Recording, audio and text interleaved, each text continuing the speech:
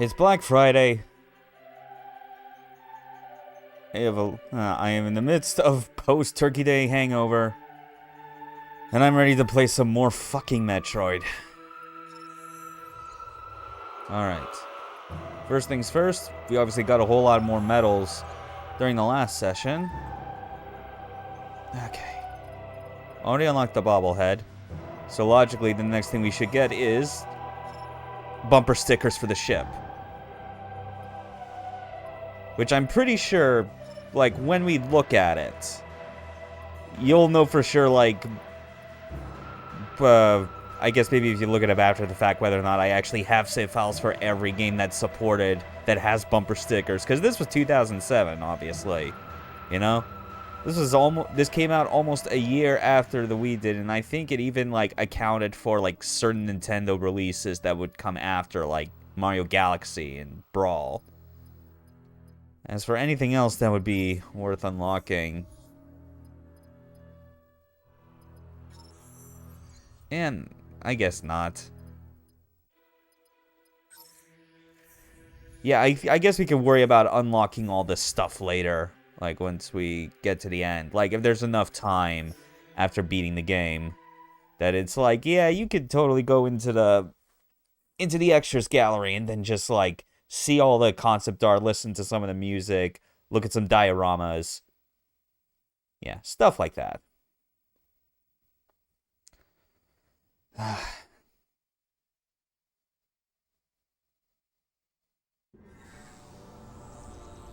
Oh, there's already the first one. There's already the Metroid Prime 3 bumper sticker right on the front.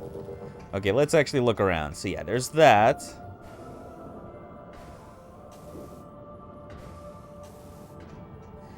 Yep, Smash, Mario Galaxy.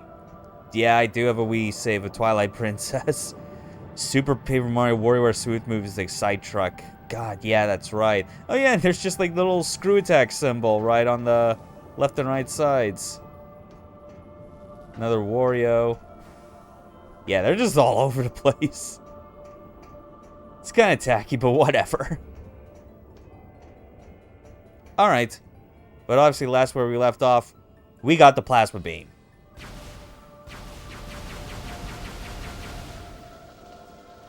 We can now burn down things that are of that nature, you know? Obviously, it could probably go a lot faster if I just did a charge shot or something.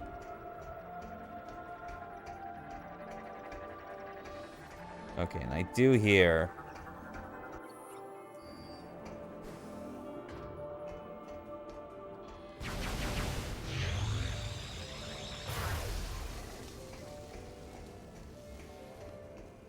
Yeah, it's probably up top, I guess. I think that's what it is.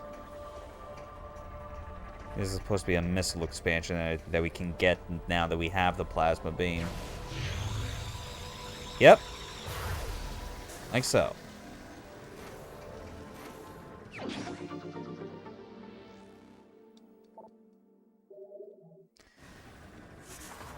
I feel like this is the most rewarding it gets when it comes to, like, you getting a new weapon that has an effect on so many other things in the rest of the world compared to the other Prime games.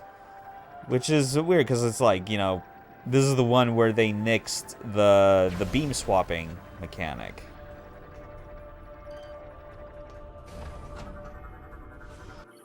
Oh yeah, and they got Steambot versions of these bastards. At least I got the scan. We're good. Phazon's still growing everywhere. Back to the Aurora unit.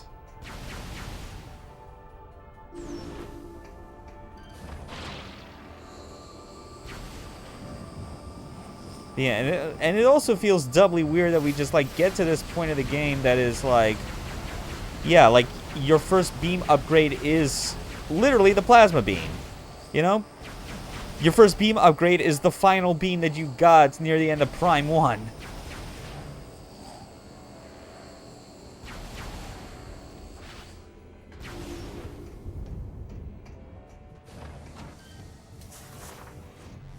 Alright, time to do this again.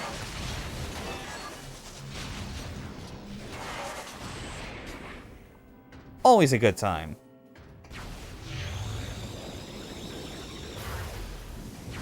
Oh, but of course, now that we got plasma, we can just melt these things. Quite literally. Like, this, again, this is what I love. It's like, this might have been like may have been like a positive side effect of what seems like initially a negative. But just the idea of like, just look at how many interesting things can, like, how things change with the way you interact with certain enemies or parts of the environment. Now that you have this weapon where, like, its main feature is that it shoots, like, superheated plasma and will melt shit. Like the special effects of stuff like the wave beam, ice beam, etc. was always, like, way less pronounced than this feels, you know? Especially with, like, wave beam's main effect really only impacting, like, passing through walls to charge, like, electronic switches. Things like that, you know? But it's, yeah, it's like we can, like, melt, like, pieces of metal. We can melt these robots. We can, like, if we were to go back to Brio, once the game allows us to, because our ship's currently undergoing repairs, but, like, we could go back to Brio and, like, completely undo all the blocks of ice that Rundus caused, like, freezing all those Reptilicus warriors in place. But hey, shortcut.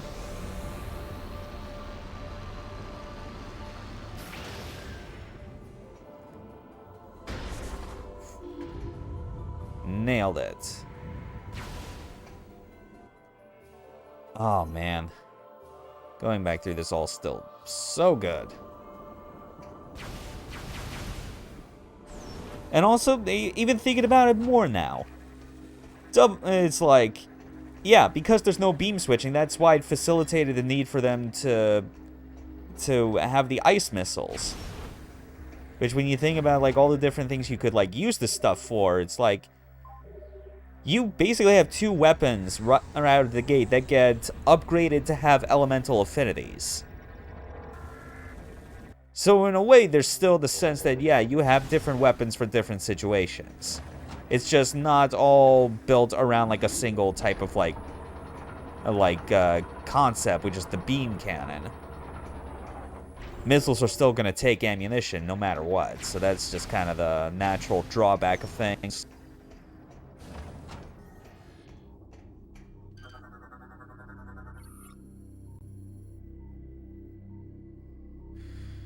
Okay.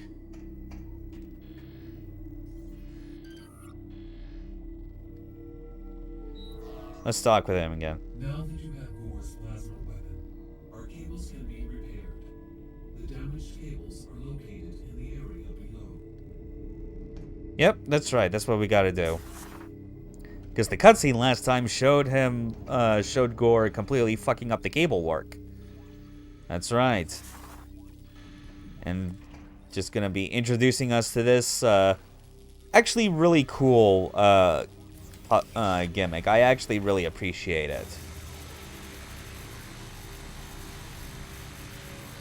Like, who's to say that Samus's arm cannon can't have other extra functions it can do besides just shoot energy blast, you know? Turning into into like an arc welder. That's cool. This all the more just makes me miss, like, the charge beam combo stuff more now that I think about it. Prime 4, man, they gotta bring that back.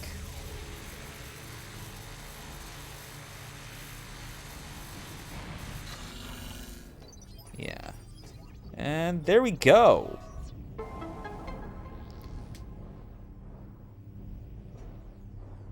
Okay. A bit of electrical repairs all done.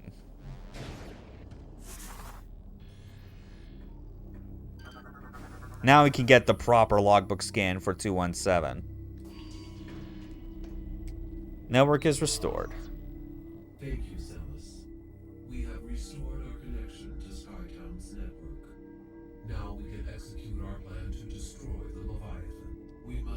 first disable the Leviathan's protective shield. Unfortunately, the generator for this shield is hidden beneath the dense clouds of Elysia, and so is impossible to reach directly. Yeah, that sucks. As an alternative to destroying the generator, we have calculated that a massive thermonuclear explosion would likely destroy the shield itself. Okay, yeah, I get that. That's the option we're going with. Samus could get behind this. She knows a thing or two about massive explosions, usually planet-destroying ones. Such a device. We would like you to build this device and drop it on the Leviathan's shield. Unfortunately, the components are too large for you to lift unaided. You will need assistance to move and assemble them. Of course, gonna need my ship. Landing site far to the east of Skytown. You will be able to find something to help you there. We will upload the current map data of this area to your suit. This should help you get started. Good luck, Samus. All right. Yeah, our map station was just talking with the Aurora unit. Okay, let's go.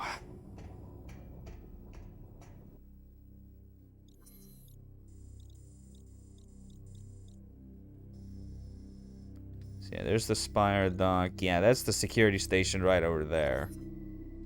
So head to like that main spire, and after that, take a left.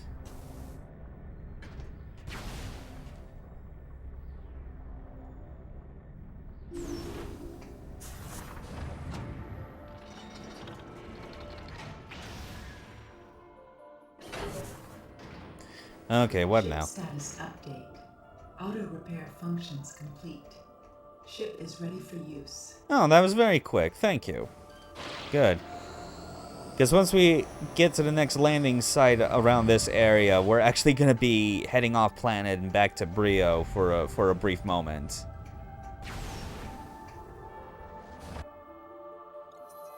Alright. Here we are. We can scan this door and find us another gunship missile expansion. Ah, speaking of the devil, it's right up there.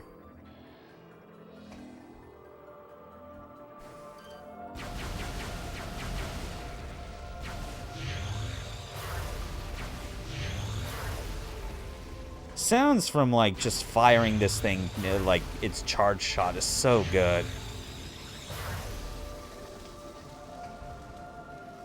Like considering that, like, these beams stack, it's like, you would think they didn't need to go to this, like, extra effort, but they did anyway. Okay.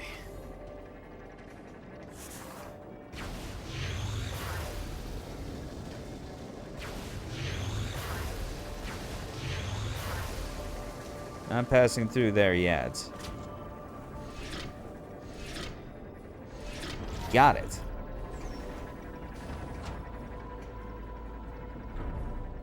Shortcut.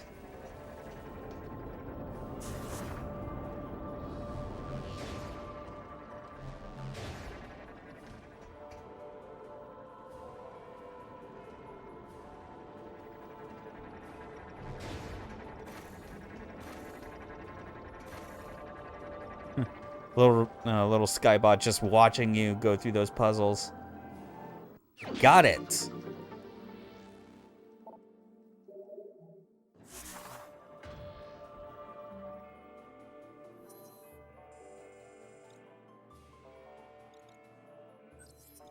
Alright, now for the landing site.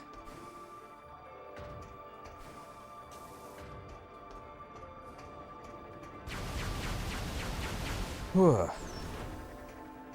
And even better now, just thinking about it, since we're, Hey, Arian! Thanks for stopping by. I'm doing pretty good. It's Thanksgiving weekend. It's, you know, that's how it is here in America. Just playing some Metroid Prime 3. Having a blast. Samus, the security locks have been engaged on this landing site. This was surely a result of Gore's recent activities. I will unlock this area, allowing you to command your ship to land. Alright.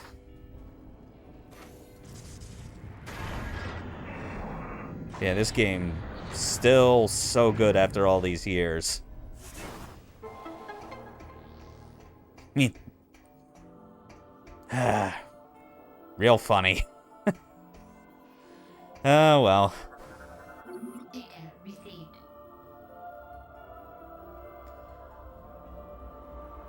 Honestly, there are worse puns that could have been made, so you know what? I'll spare you the I'll spare you the bird. You know? So, that's it.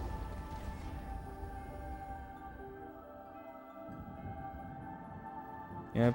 Here's our ship.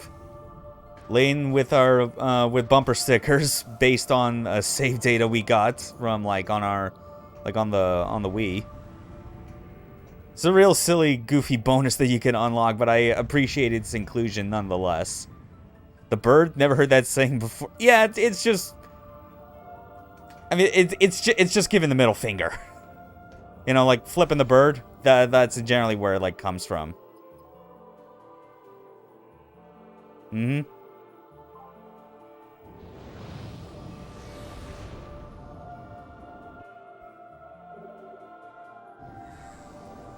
Yeah, like that's one of the cool bonuses of this game.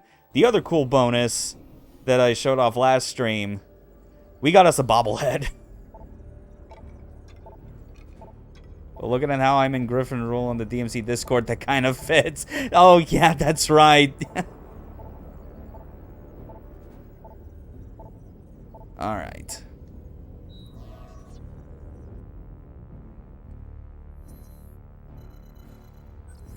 The ship's a cool feature of this game, even if it is kind of limited.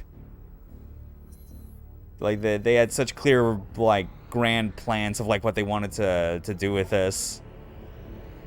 And, like, just playing through this game again in general, it's, like, it's definitely kind of re-inspired me just thinking about, kind of narcissistic of Samus to have a bobblehead of herself, right? I know, I made the exact same comment when I showed it off last stream. I was like, Samus Aran is a bounty hunter and intergalactic narcissist. Though in all honesty, it's like, what other like me could I possibly use to put on that? Because that's the whole point with the bobblehead, is that like whatever like me that you assign to the save file when you create one, it basically uses that for the bobblehead. So I figured it only made sense. Hey, it's a Metroid game. Might as well make a me of Samus. I sure as hell wasn't gonna try and make like a me of myself. Okay. Should have used Mad World.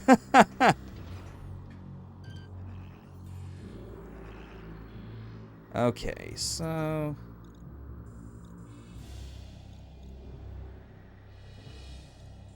Right, okay.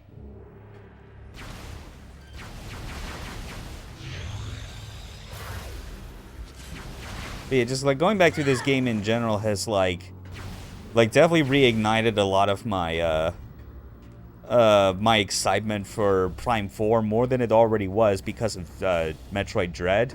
And a lot of that just comes from the fact that like this has such wild ideas for what was like the last mainline like Metroid Prime game. And with Prime 4 being in development and back in Retro Studios' hands, I'm like, I can only hope that they're taking the opportunity for Prime 4 to like revisit some of the ideas they've had. Because it would absolutely be like really nice to see.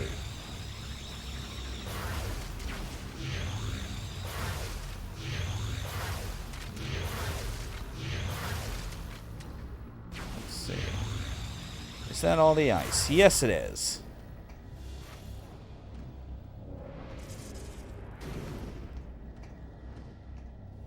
Oh, no, I mean...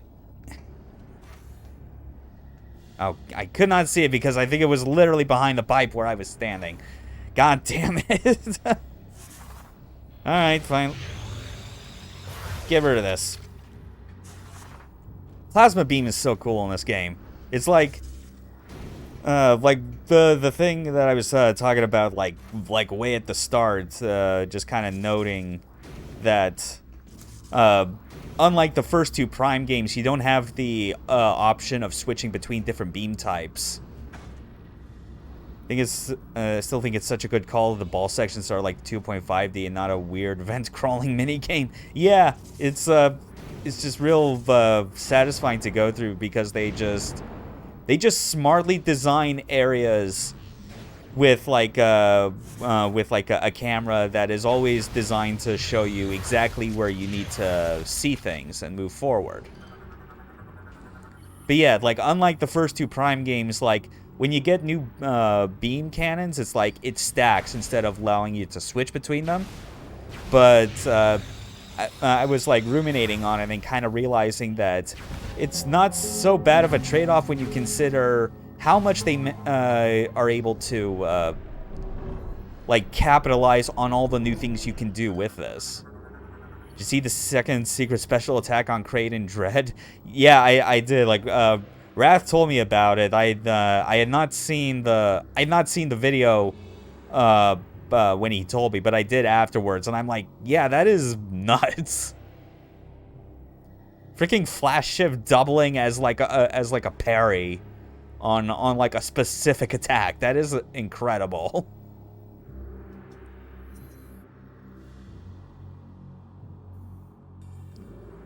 Mm-hmm.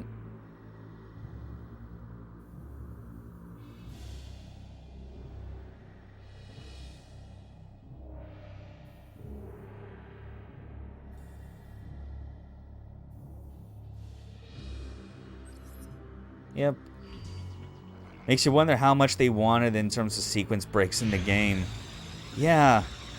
Which is like, sequence breaks in general are already like a pretty fickle thing to try and design around in these type of games, because ideally it's almost paradoxical in a way. Like the more you try and like purposefully like design there to be like sequence breaks in the game, the less it feels like it's potentially earned, because it no longer becomes something that is like something that is like completely discovered and by the player and authored by them, I guess is the idea, you know? And I feel like there's obviously the risk of like, if you're trying to design it around the idea of sequence breaking so much in a game like this, there then comes the risk that you make it like so involved that it's just not, I don't know, it's honestly just a slight bit difficult to articulate, but it is the sort of thing. Hold on. Like, the more open you try and make it in a game like this, the more like risk you have of making the critical path that is like intended by design to feel not so meaningful.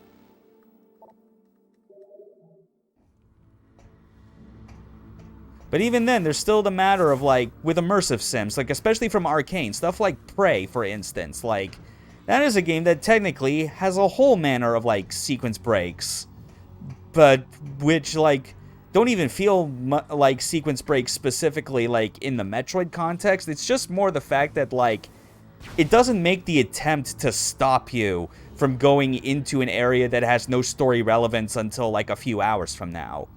But doing so, combined with, like, any sort of meta-knowledge you have from previous playthroughs, can let you, like, take advantage of the game to better improve yourself than you would otherwise, like, on a first playthrough. So, like, that's generally, I guess, like, the type of sequence break that, like, I'm alright with. But that obviously is only something that can be lent to, like, a very different type of, like, open exploratory game, as opposed to Metroid, which is a lot more of a closed-off exploratory game. The rooms you deal with, like, on a per basis, like, aren't even, like, that wide and expansive at all times, you know? They're clearly designed with, like, an intended route through and a purpose.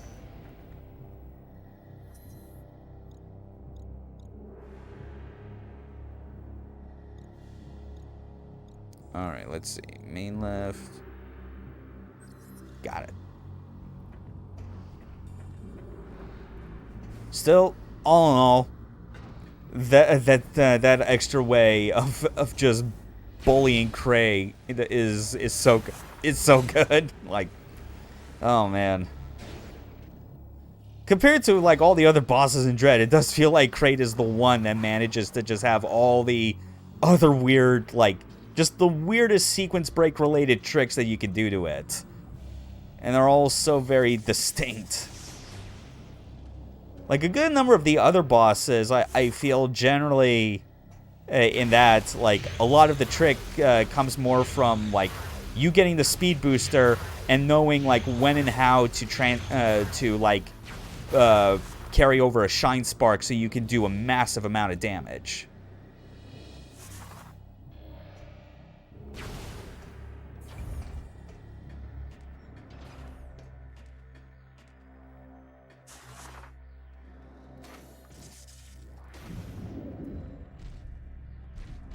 Okay.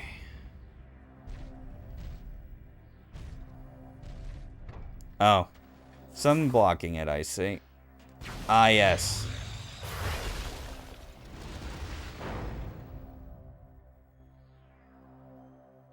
This area coming up is like a really cool part about Brio. Because it's like a massive, like, environment and climate shift that takes place and adds way more to, like, the background and just mystery of this place.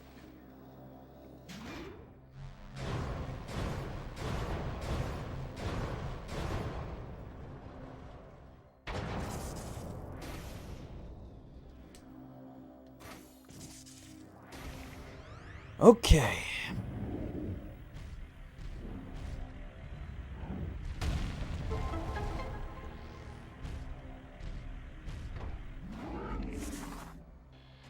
Got it.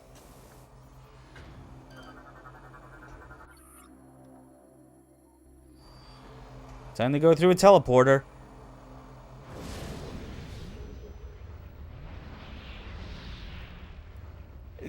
This is like the only area where you go through like a portal like that, and I feel like that transition like animation was just done to completely flex over like the effort that they had put into like the portal transitions in Metroid Prime 2, you know, where it was like it was always like a cutscene that was like just a few seconds longer than that was, but that was like just a cool effect of like you like Samus walking through, freeze in place, everything fades out, does a 360 pan, and then you're here. This outfit already looks pretty much like the Dread one, doesn't it? Not quite. It's still pretty distinct in its own way. I mean, like the midsection being a more silver color is obviously like kind of close, but I don't know. The thing with the suit in Dread, I feel, is that it's got it's still yeah. Trying to think of how to put this, because actually what I can say at least about the PED suit is that like the whole concept. I feel like Samus always has the Spider-Man problem. Oh, just the fact that there are so many different, like, suit redesigns and whatnot, but, like, nothing's as iconic as the original. I could kind of see that. But, like, I don't think that really, like, discredits, like, the fact that, like, some of these are still really good. Like, the PED suit in Prime 3, the concept behind it that makes it interesting is that it is literally, like, Galactic Federation tech that is being crudely bolted on to Samus's outer suit. Yeah, what they have is good, but nothing beats the original. Yeah.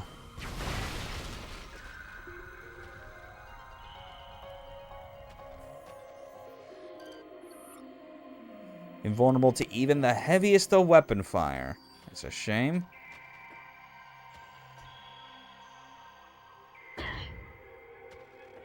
But yeah, with the PD suit, like, the stuff you see on the exterior is like Galactic Federation tech that's bolted on, combined with the fact that we currently have Phazon literally inside of us, rapidly, like, regenerating. So that's where the neon blue lights come from. Yeah. The Dread outfit, meanwhile, feels a lot more like it's specifically like after the events of Fusion and whatnot, like Samus just rebuilding some of the suits to better resemble her old stuff.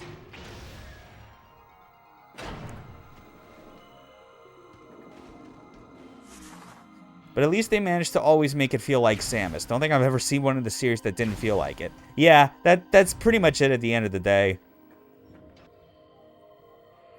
Alright, here we are, the Hall of Remembrance. At about halfway through the game, and we're already getting what was like a late game item pickup in the last game. The Screw Attack.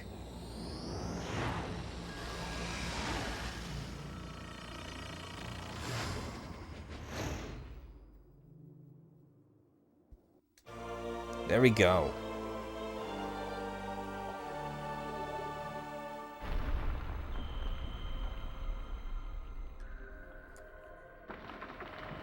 Okay.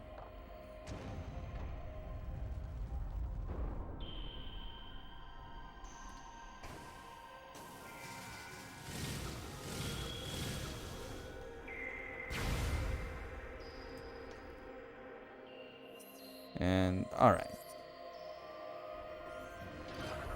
Screw Attack is fun in this game, because it's like, it's still obviously the same kind of limited mobility like it was before, because they could not reasonably make the Screw Attack function exactly the same as it does in the 2D games. Man, still getting used to working 40 hours a week, so not used to that anymore. But yeah, it's just... My stamina's still nowhere where it needs to, where I could even, like, consider doing that. Like, I just settle for, like 40 work weeks, like, at 6 hours, because, like, that's all I can really manage. But yeah, with the Screw Attack, it's like... It's like a great case of like, what this series shows a lot of, where... You know, they introduce, like, a new concept or reinvent an old concept like they do in Prime 1. You know, they make it work. And then the second go around, they're like, okay, we know what this mechanic is capable of. Let's actually try and push things further.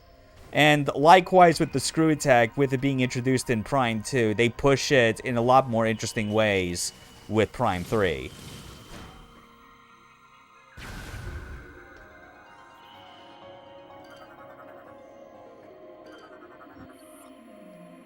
Our plea.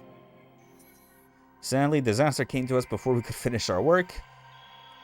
Yeah, fuel gel exploding. That's obviously that's a pretty bad flaw of this energy source. And it still looks like it did in Super Metroid to me. Yeah. Yeah, well, like, the thing with the Screw Attack was that when you combined it with the space jump, which is how it worked, obviously, was that you could basically infinitely jump in any direction along, like, the 2D plane. Keep in mind, I'm more of a Metroid watcher, less of a player, only played Super and 2. Yeah, okay, that makes sense. But yeah, the thing with, like, what makes Screw Attack, like, so powerful in the 2D games is that it's always, like, combined with space jump, which you get beforehand. So you're able to infinitely jump any amount of height while colliding with enemies with, like, rapid precision to instantly kill them. This, meanwhile, is like, you have, when you do the Screw Attack in the Prime games, it's like, you have to first do a regular double jump, and then from there... Oh, hold on. Let's see. Hall of Remembrance... Yeah, this room should have, like, a item expansion that I missed somewhere.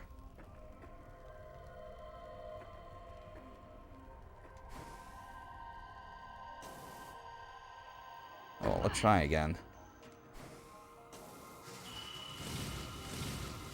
Yeah, so, like, when you activate it, you basically are only limited to, like, a very straight line. But with this game, they do a lot to take advantage of the fact that, yeah, you only can go in a straight line. So they try and have, like, specific like jump timing puzzles. 3D map looks like hell at first glance. You definitely get used to it.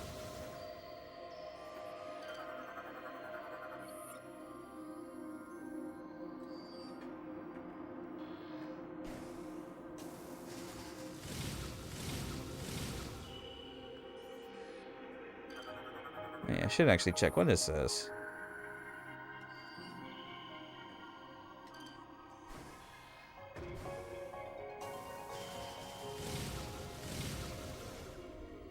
Yeah, I need to keep looking around here. Unless I better not be misremembering and that there isn't actually like an item in here or something.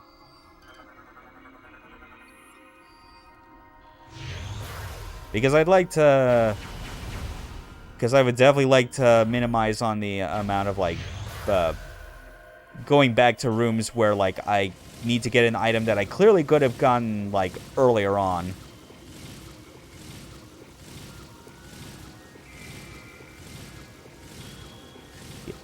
Yeah, but I feel like it can work rather well, yeah.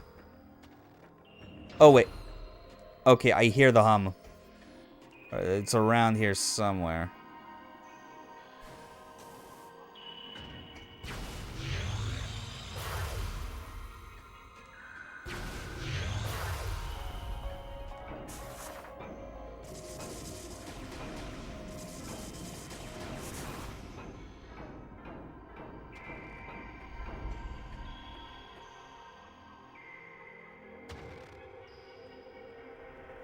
Ah, damn it. It's like I'm missing something. What the hell?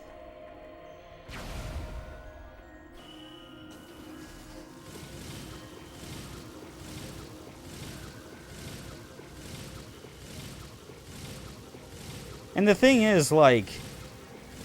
Another thing that this game adds that, like, the other Prime games didn't. Wait, I'm even hearing it from this side. What the hell?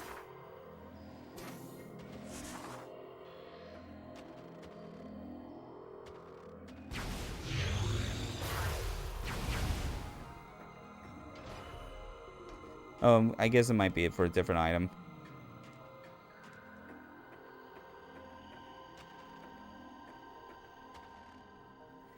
Screw it.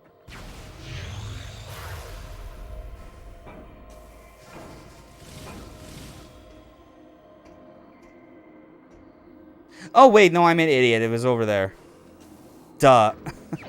Okay, never mind. We can get back on track. Just got out of that little brain fart.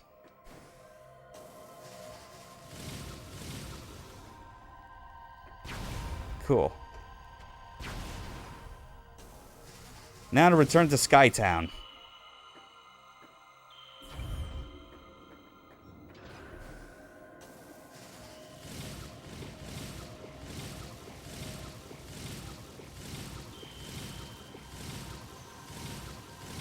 Yeah, see, look at that. This is like the first example they show of like how much more involved they made doing like the screw attack, because of like I wall jumped up one shaft, then transferred over to the other. That's a fun moment. And obviously this will get a lot of play as far as like traversing Skytown, since that's a whole lot of like floating habitats that are normally connected by zip lines, but you eventually unlock other options of getting across, like kinetic ball cannons, and obviously being able to screw attack over large gaps. It's pretty good.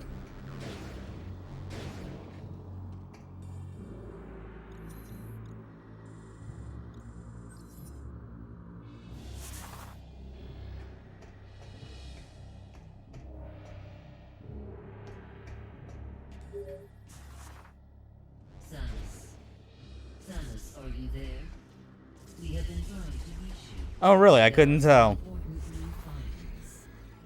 reconnaissance probe has discovered the location of the missing flagship Valhalla. As I am sure you are aware, this vessel was attacked by pirates 5 months ago.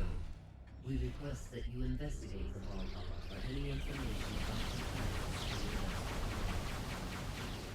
We will upload the coordinates to you now.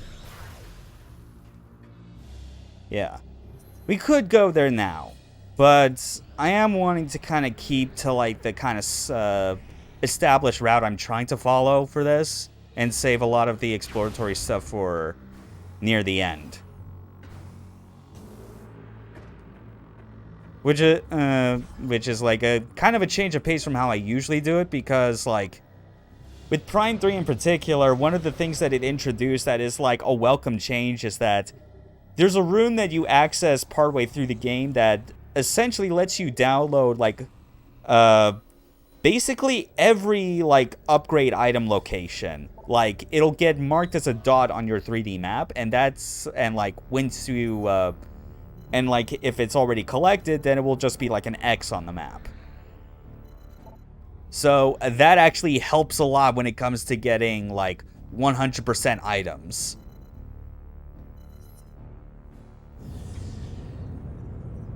But with this, though, it's like I'm also trying to get 100% logbook scans, you know? And as is the case with like all these games, they can be, some of these are missable. So it's important for me to be thorough and efficient and not try and deviate too much that I lose track of like what stuff I have or have not scanned or picked up. Hopefully, everything works out that by the end of this month, I will have gone through all three of these games again with absolute 100%. Like the new Avatar, by the way. Thank you. Yeah. I actually just, like, drew it up, like, over the weekend because I was like, yeah, I should probably, like, have something on Twitch that is, like, even remotely resembling my VTuber avatar.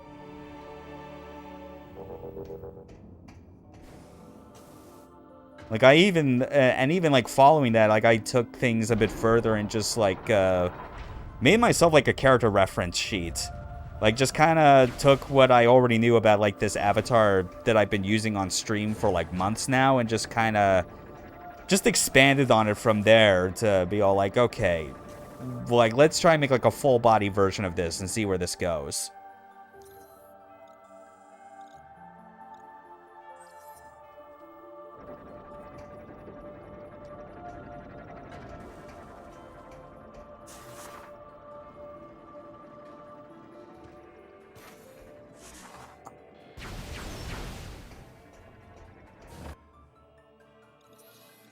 Okay, here we are. Security tube.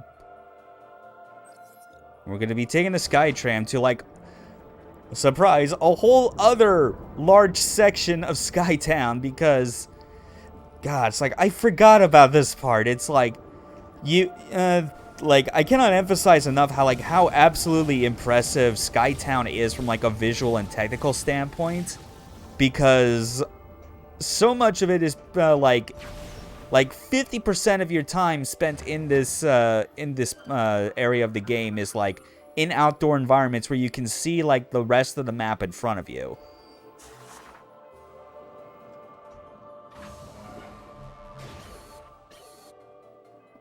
So, and then like it's because of just how big that is already, I am like blown away when I'm like, wait, what do you mean that there's like another section that you access via like a tram?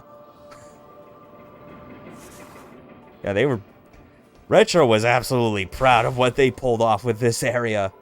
The fact that they were able to like make these big, wide, expansive looking outdoor areas and still have the game running at 60 FPS. Like, that is commendable.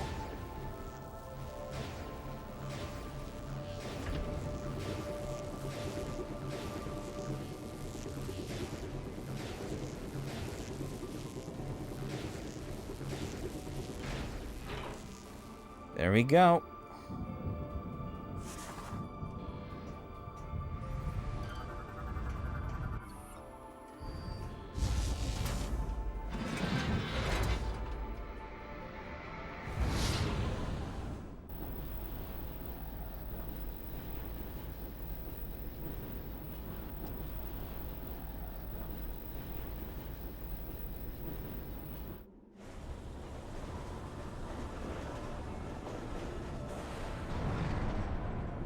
And here we are.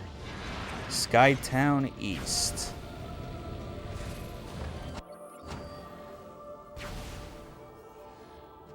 Oh yeah, and pirates have been here. Figures.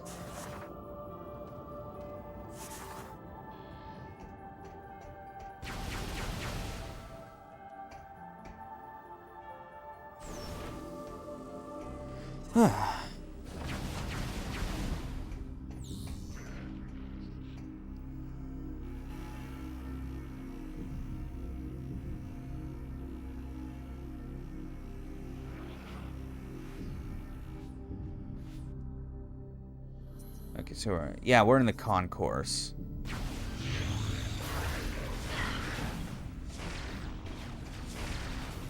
Oh. Look at this Chad just like effortlessly sidestepping my missiles.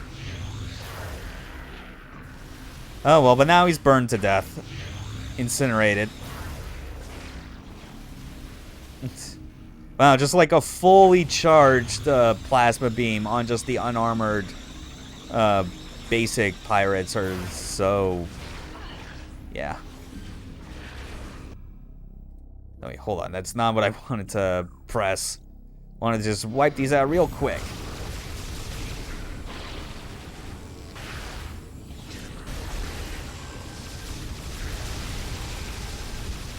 Yep. Yep, that's right, Arian. Samus has a devil trigger.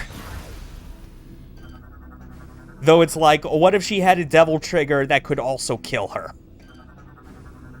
So it's got a bit of a risk to it.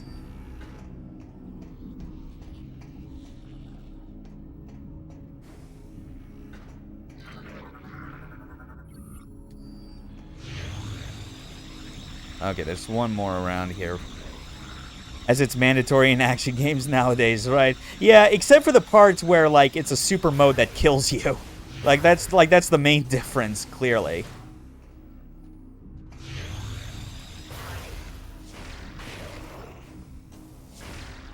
Are you kidding me? This dude just, like, was completely ignoring me. Like, what? Did he think that if he was just doing his round on the upper floor that, like, Samus would not bother him? Like, what was his plan?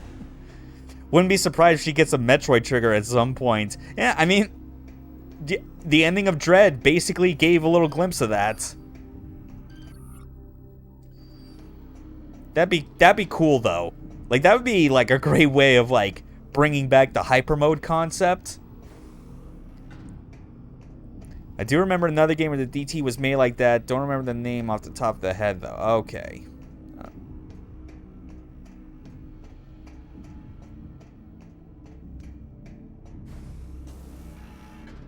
Okay, now if only I could find a way up to that second floor, or wherever it is.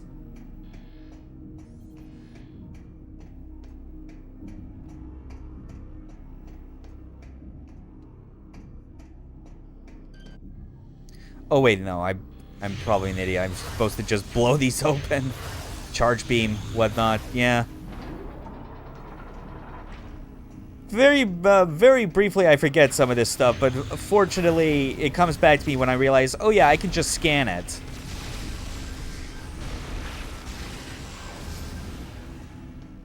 Yeah. So yeah, the way hyper mode works in this area is that, like, you first activate it by expending one energy tank from your health reserves. You know, and it's basically represented by that meter that shows up. And then the idea is that you then have to either, like, expend all of the energy in that hyper mode meter, or you press the same button again to, like, exit out of it. If you exit out of it manually, then whatever energy is left gets converted back into what that remaining health would be from the E-tank you had used. Unless you stay in hyper mode for too long, in which case you start to incur corruption, which turns the meter red. It starts to rise, so you have no choice but to either, like, expend it, like, empty the meter entirely and lose all that health, or stay in that mode for 25 whole seconds, which admittedly I've never taken the risk on doing, and then it'll do an automatic vent and like remove it from the system. It's a fairly interesting concept, a way of like going about doing all this like the idea of just like a super mode that you can trigger, because it's like because like as far as Metroid abilities go, it is like the biggest sense of like high risk but also very high rewards. Yeah, that's very much it. It's interesting too because it's like even from like ex-retro developers talking about it, they've mentioned how like hypermode was one of those things that they spent a huge amount of time going back and forth on, like not necessarily like internal with themselves, but like with Nintendo of Japan of all things. Like it turns out like the Japanese side of the was actually like in favor of like pushing this concept, and Retro was just like, they were not convinced immediately because they thought that like whatever state it was in at the time, they felt that like the risk was too great for what reward it was giving. But obviously after a whole lot of them like troubleshooting it, they finally landed on like a good way of going about it, and I think it's like a great addition.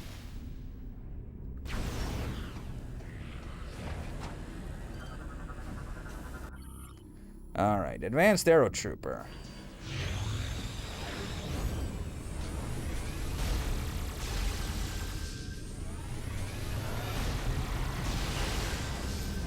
Got him.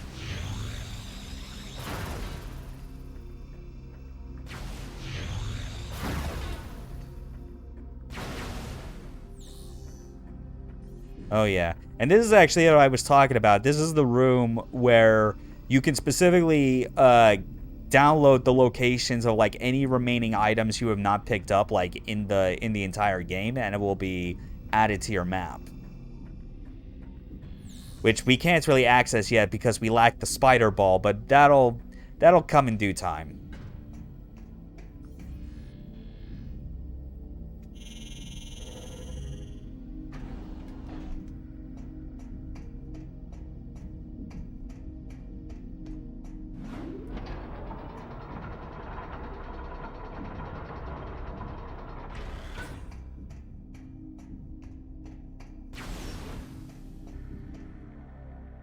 Okay, so here we are. Observatory lift, right. Showing off another cool feature that you could do with our plasma beam. Samus's arm cannon is good for things other than just murdering space aliens.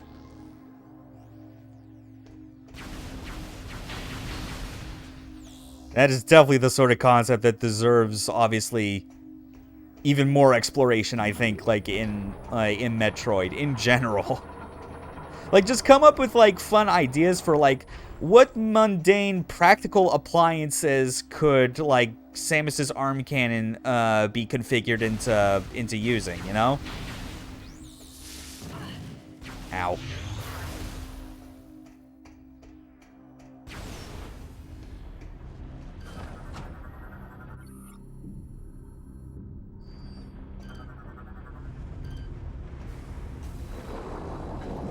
Oh yeah, these things. Swarm bots.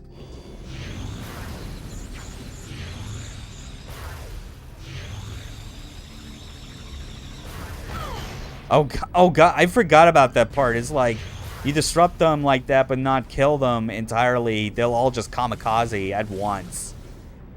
I completely forgot that that was a thing they do.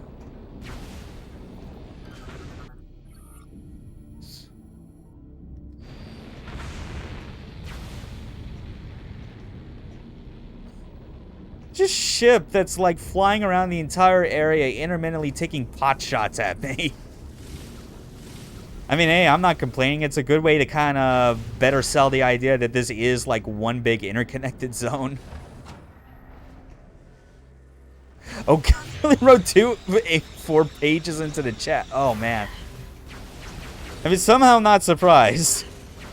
people that generally come into the chat, you know, like Ratha and so on, it's like they're always going to be like, only to realize I'm not writing in Word. Oh, God, okay. I mean, I've almost had that happen as a result of, like, not necessarily in a Twitch chat, but definitely, like, in Discord, where I was like, hold on, this isn't my word processor. What the hell? Okay. Turbine chamber.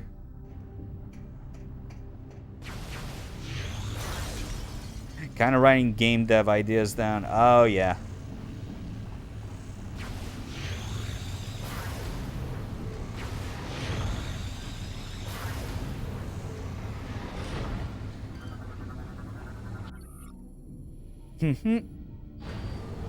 Don't think it'll ever amount to much. Yeah. I mean, sometimes it's still fun to brainstorm for the sake of it.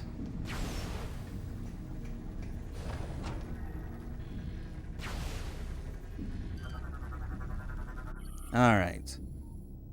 More Elysian lore. Time passed slowly as we suffered through our bad dreams, endured their visions, till finally in year 1435, automated defense systems were triggered. Finally, things to shoot. Number of aliens, well armed and armored, had penetrated our battle screens and entered Elysia Station.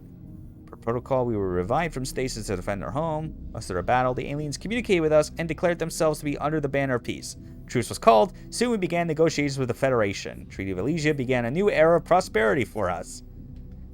Yeah, that's how it works.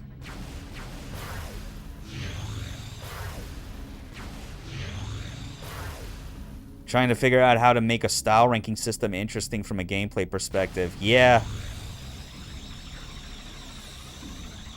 The only thing I can think of is expanding on SynDD and make it a resource that's actually usable. Yeah, I can definitely see where the challenge comes from. I think for me, most of my gameplay ideas just always stem from the idea of controls first, you know, and set of mechanics and how do you design the controls around them as opposed to just going with a standard control layout and trying to apply mechanics on top of that, because that generally comes off as a lot more limited.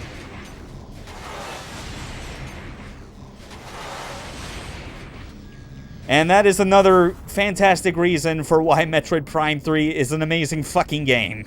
You just boost ball into tin bots and just knock them over like bowling pins. Never gets old. Okay. So where we're at. That was the sky bridge. We're in landing access. Good, we're coming up on Federation landing site.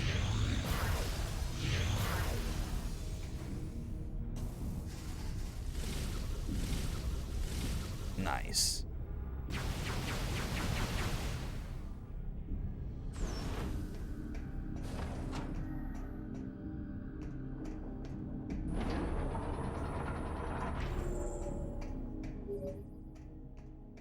Samus, I will unlock this area, allowing you to command your ship to land. The thing with Style System DMC for me is it's generally just a feel-good mechanic, pat on the shoulder, if you will. Yeah.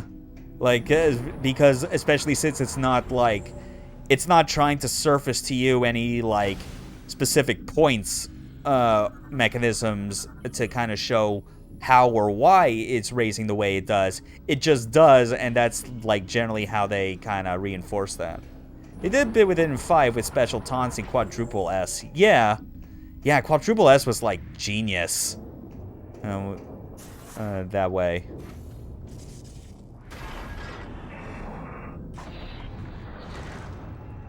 But yeah, outside of that, it very much has been the sort of thing with style ranks in DMC where it's as long as your average rank is as high as possible, that's gonna bode well for your end of mission rank.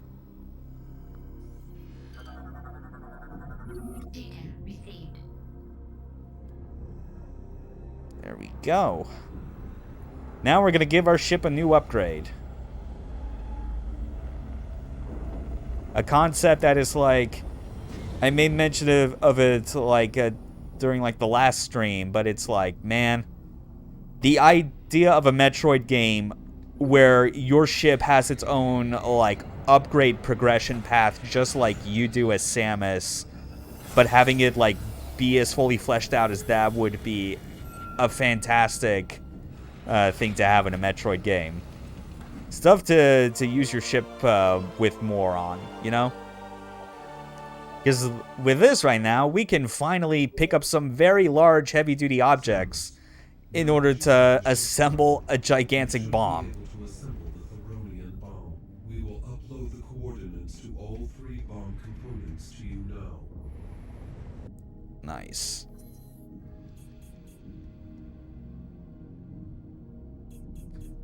Okay, first one there. Second there. Feel like it's actually relevant to the general gameplay loop. Then it could be easier to grasp for more regular players. So I feel like it's totally useless to those new to these type of games. Okay, yeah. Because it's kind of difficult when you break it down to, like, focus entirely on style when you don't even have, like, a clear understanding yet of what all your tools are capable of in both, like, a stylish and practical sense.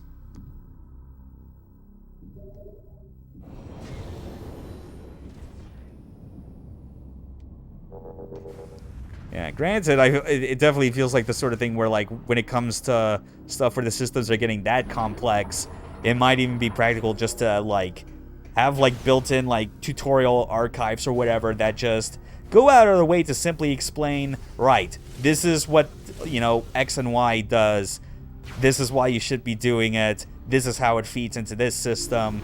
But obviously, like, most games don't even do that. Not even fighting games in particular, at least these days. The last time you'd ever see, like, a fighting game do something to that effect was, like, Virtua Fighter 4 Evolution. A game that still has the best tutorial mode, and I do not care what motherfuckers try and say about how, like, current games have, like, surpassed that, and it's like, fuck off. I'd personally use secret missions for that, honestly. Yeah. Yeah. If anything, secret missions absolutely deserve to make people do cool shit to show it's possible.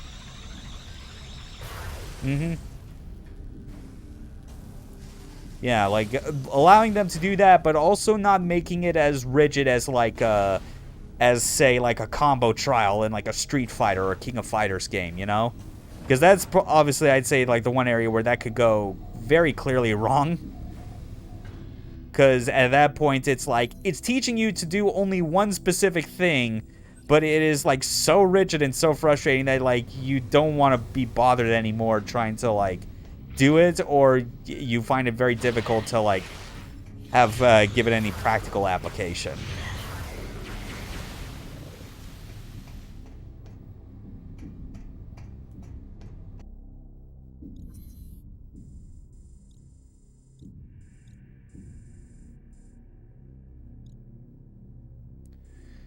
Okay.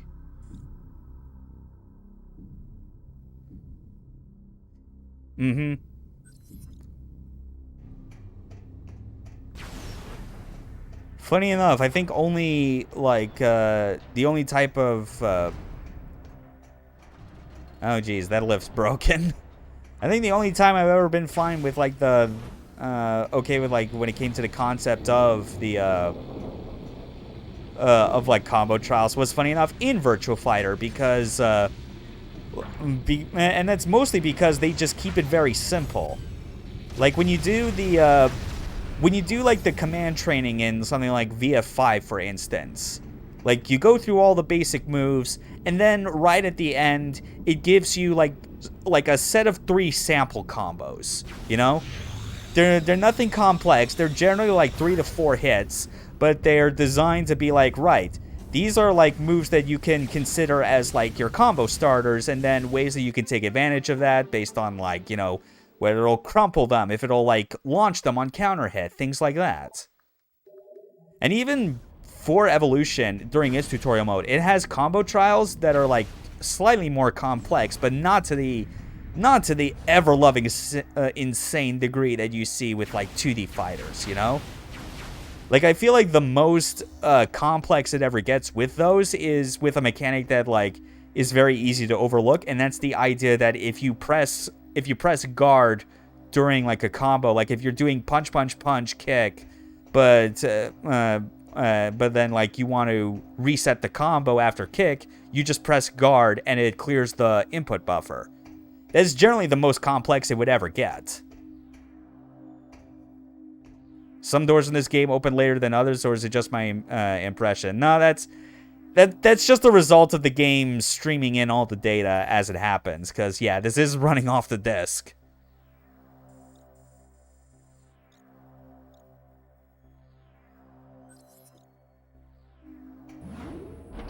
Yeah, that's just how it goes as far as, like, them being able to avoid having any, like, loading screens. Like, that obviously loads fast, but that's, mass loading, but well done. That is absolutely the intent. That's how they've always done it since Prime 1, and really, that's, like, just a fantastic way to go about it. And honestly, even if it takes a bit of a while on certain load doors, I actually find it a more elegant way of masking loading than a lot of, like, other games do, especially, I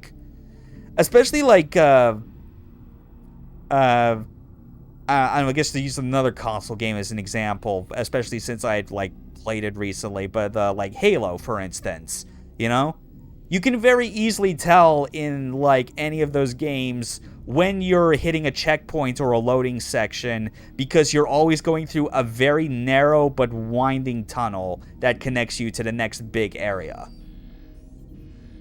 And it's like, yeah, the idea is that, like, it's supposed to, like, not stop the pacing of you just moving forward, but it becomes a bit silly after a while when you're able to become, like, that attuned to its tricks that it's like, okay, I'm now, like, in a featureless S-shaped corridor. I know exactly what this game is going for now. Whereas when it comes to this game, it's like every room is connected by a door, you know? It's always, like, the core logic of, like, how it works, like, in a Metroid game, like 2D or 3D. So it's a lot easier to not be taken back by that kind of conceit. Yeah, Code Vein did that as well, where you walk for, like, 3 minutes through nothing corridors. Yeah. It's rough when that happens, and it's the sort of thing where I would think that, you know, now that, like, the current generation of consoles between PlayStation and Xbox now have SSDs and are trying to push the idea of no longer needing to rely on, like, masking, like, loading as it searches for data along a disk, then hopefully, you know, hopefully that would, like, get rid of the need for, like, those especially winding corridors. Data received.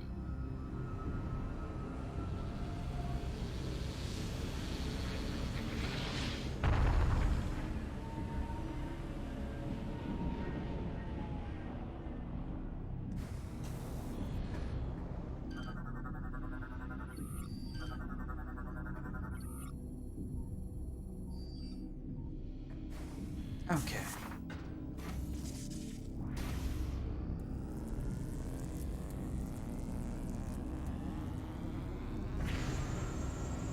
There we go.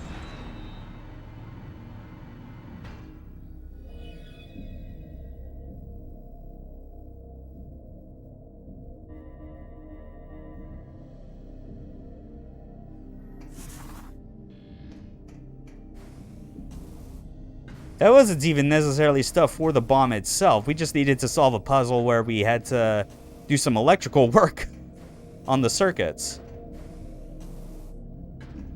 Still cool nonetheless.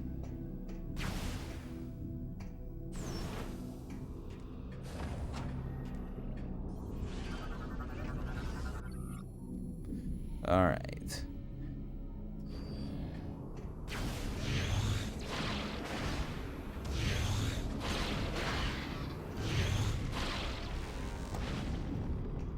There we go.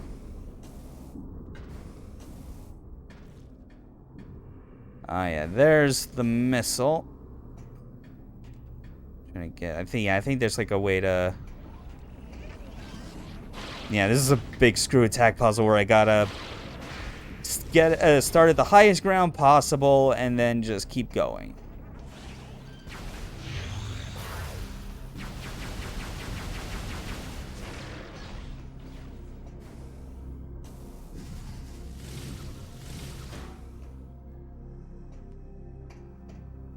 Nothing to it.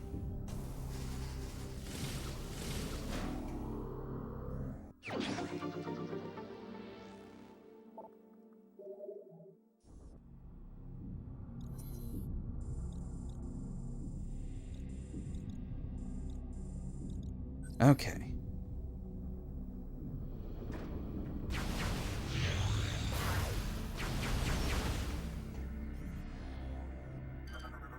This is quite a lovely save room, I gotta say.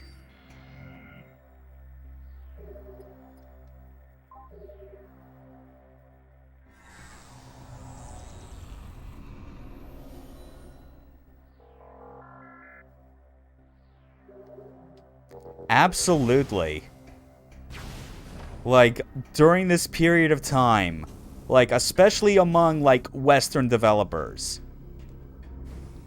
like, I feel it is, like, totally understandable to say that, like, Retro was just, like, top of the class for it. Like, they really managed to like, make it work. Like even when it got to time to this game, when, like, the 360 and PS3 were already out there, and, like, they were making this for the Wii, it's like, nah, we don't need all that fancy graphics tech. We can still push this, like, harder in our own way.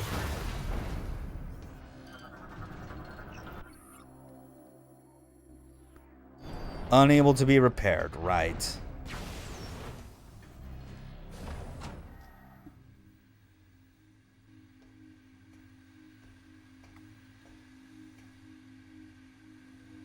Okay. Oh, yeah, another one of these things.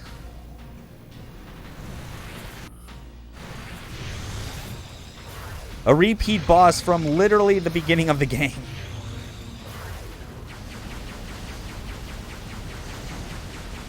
Man, just going back to this again just reminds me, this really is just, like, the most filler, like, encounter that they could have come up with. I mean, at the very least, it's still a decent mini-boss. It's fun to fight.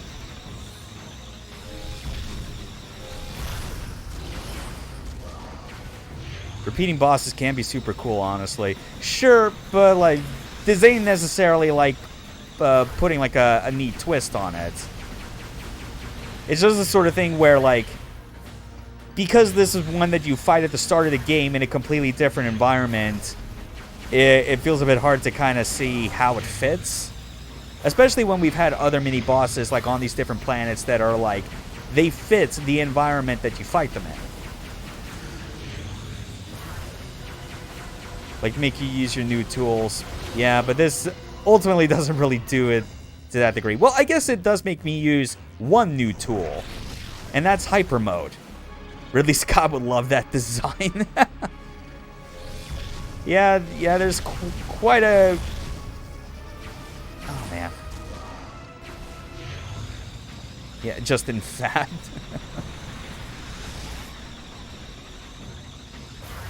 Yeah, a whole lot of, like, Alien and Aliens inspiration always makes it into these, like, Western sci-fi games. It's just the nature of things.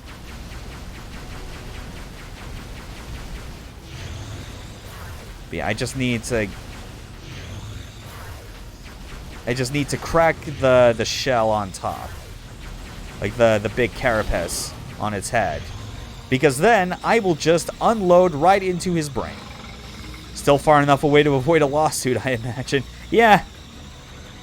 Or at this point, it's also because it's so plentiful that, like, you know, they probably don't even care anymore. Like, the core inspiration has diluted enough that it no longer ends up feeling like a rip-off. It's just something that is now, like, part of the like part of the creative lexicon.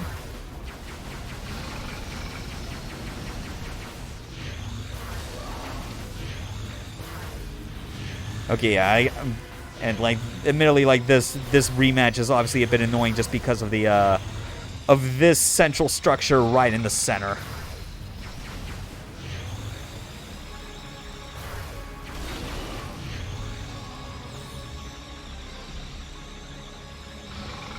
Okay, come on.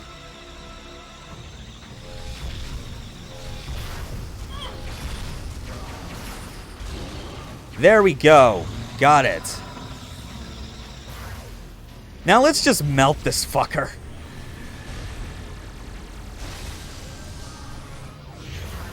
Look at that. Hyper mode's a cool mechanic, but it's like, unless you're using it on enemies that are already, like, using their own version of hyper mode, it is like the most one-sided thing imaginable. It's fucking hilarious.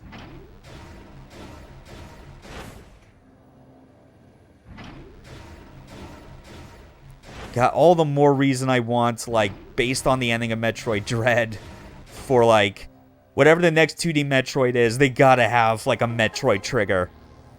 Just turn into that version of the suit that you have during the escape sequence for, like, a brief moment and just wreck these things. Okay, good. I had already gotten that scanned, the grapple point. Power chips are good to make players feel good. Mm-hmm. And, like, this game's power trip is obviously, like, very interesting even in comparison to how it is in, like, Prime 1 and 2, where it's, like, they're very traditional. You start out with very little, and you get more abilities that just make you so much more potent in mobility and combat. 2 especially because of how, like, how the Dark World is very oppressive and actively damages you starting out. Here, it's more like I made the observation that compared to those first 2 games, you start out with, like, with quite a lot. Like, you have your double jump off the bat, you get your missiles and grapple beam in, like, less than an hour. You know, you don't lose bombs, you don't lose charge beam. 3 really uses the ship a lot, right? Yeah, it uses it where it can, but not, I don't think to the degree that it wishes it could. But yeah, it's like, it's the sort of thing where, kind of getting back to my original point, a lot of, like, the key abilities that you would expect to not have at the start or lose, you don't lose. And you get hyper mode at, like, 2 hours in, and then that's where they start to flip things on its head, where it's like, right, this mode, it's the ultimate power trip, but it comes at a great cost. For sure.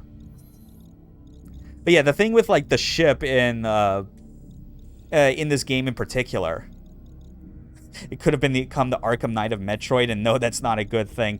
True, but I think it's clear that I would have trusted Retro more with, like, solving that issue than Rocksteady. Especially when it's, like, they had such a bizarre, like, concept of, like, how to control the Batmobile in that game.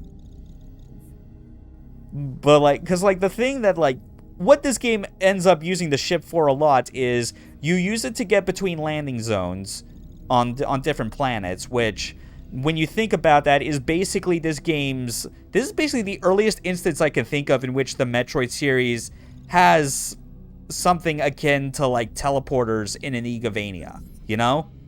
It's the idea where, like, if you go to this specific room and enter it, you can then access any other similar teleport rooms, or in this case, landing zones. And that'll just let you, like, go to wherever you need to. Alright, so where do we go? Right, now we gotta get back to the concourse.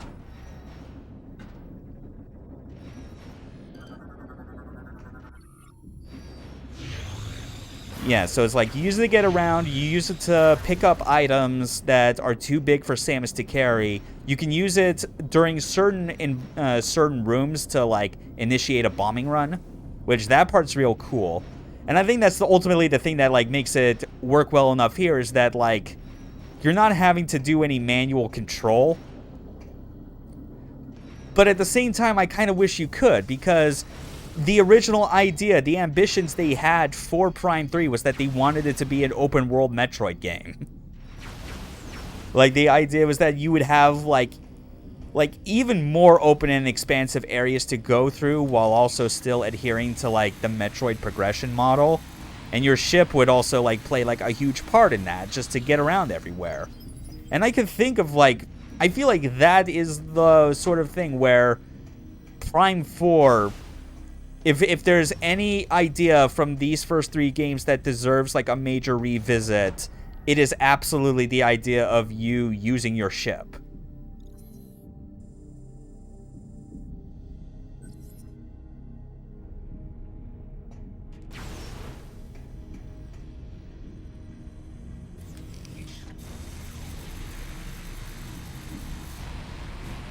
I think ultimately, like, the best way to go about it is to kind of avoid, like I guess I'd say the major problem that like the whole Batmobile shit in Arkham Knight had, which was when you got to those puzzles where it's like, okay, you need to manually be in control of Batman.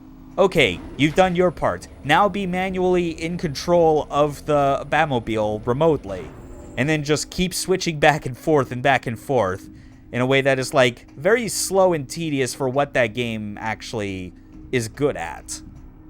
Or like, what the Arkham games have been good at. Here, it's more like, it'd be more than fine if it was just, like, you have sections where you're doing everything as Samus, and occasionally giving, like, automated commands to your ship. And then have some areas in a Metroid game where it's like, alright, this can only be navigated in your ship. And you basically could have a section that is just Descent, but with Metroid.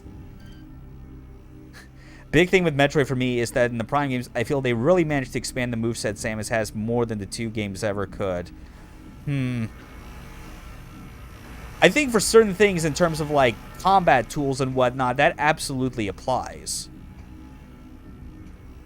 But in terms of some of the mobility tools, I feel it still is not quite at that same level. But that's mostly just because it's like, you know, this game takes the idea of the space jump and limits it to you only doing a double jump. This game takes the idea of the screw attack and extends it from the double jump as, like, a linear set of 5 extra jumps. But they never were able to come up with, like, an implementation for the speed booster, for instance, you know? There's no shine sparking.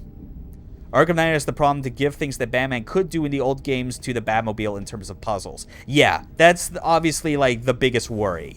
And I think, like, funny enough, I think this game has, like, one aspect of that, but it doesn't appear as much of a problem, and it's the, assuming I'm not misremembering anything, like, you don't get power bombs in Prime 3.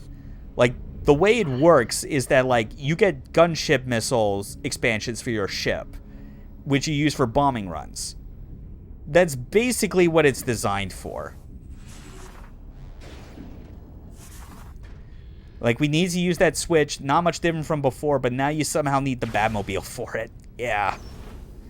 Just some of the worst when, like, that's their solution to that problem. Which is, like, really just more a problem of their own making.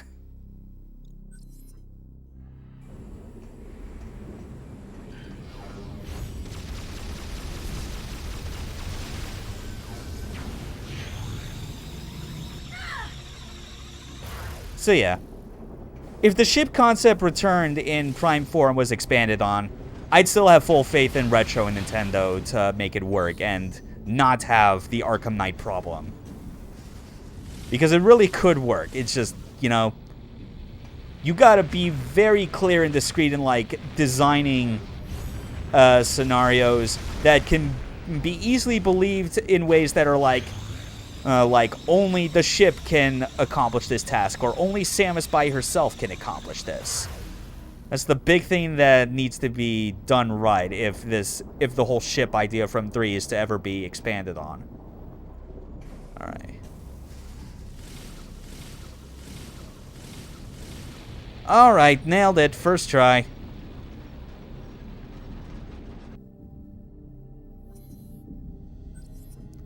I'm not even sure if I'm in the minority with my dislike for a lot of Arkham Knight. Honestly, I don't know, it's weird. I always feel like it is so easy to come across what feels like a majority that is on the side of disliking Arkham Knight. But I think that's just because it also has, like, way more glaring, like, creative issues. And oh boy, look at that.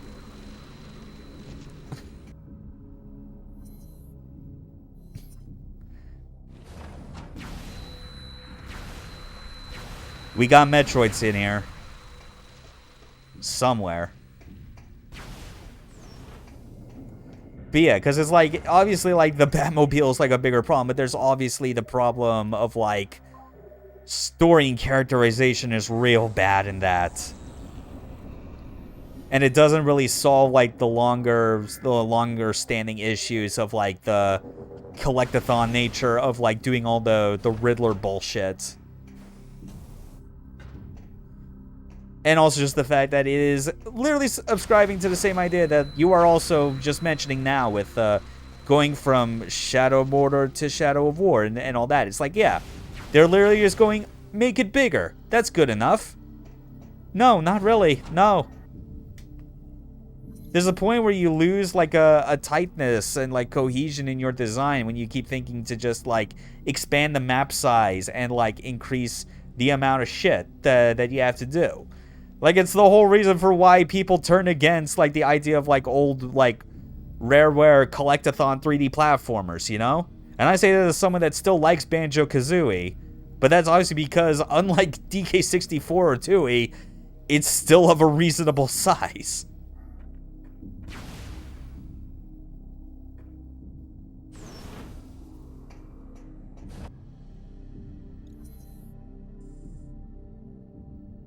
Okay. But this area, though, is real cool. Like this is a zone, a part of Skytown where it's like you have gone into an area where just like it is a drastically different and like more menacing, much more menacing atmosphere.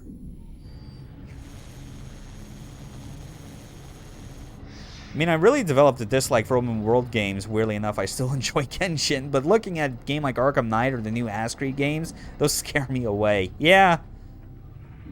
I mean, Ascreed scares me away only on the basis that, like, I don't think those games control very well. Like straight up, the last open world game I ended up playing was PS4 Spider-Man. Because, surprise, surprise, playing a Spider-Man with, like, that movement is fantastic. Like, you give me something that is just generally as fun as that, it's like, I'll do all the content you wish as long as it means I get to keep swinging around New York.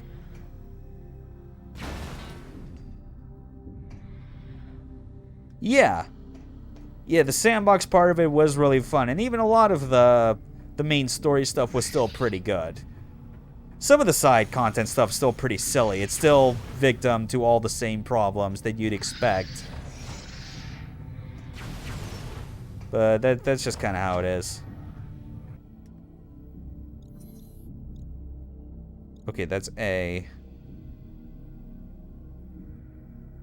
Right. Xeno Research B is second floor up.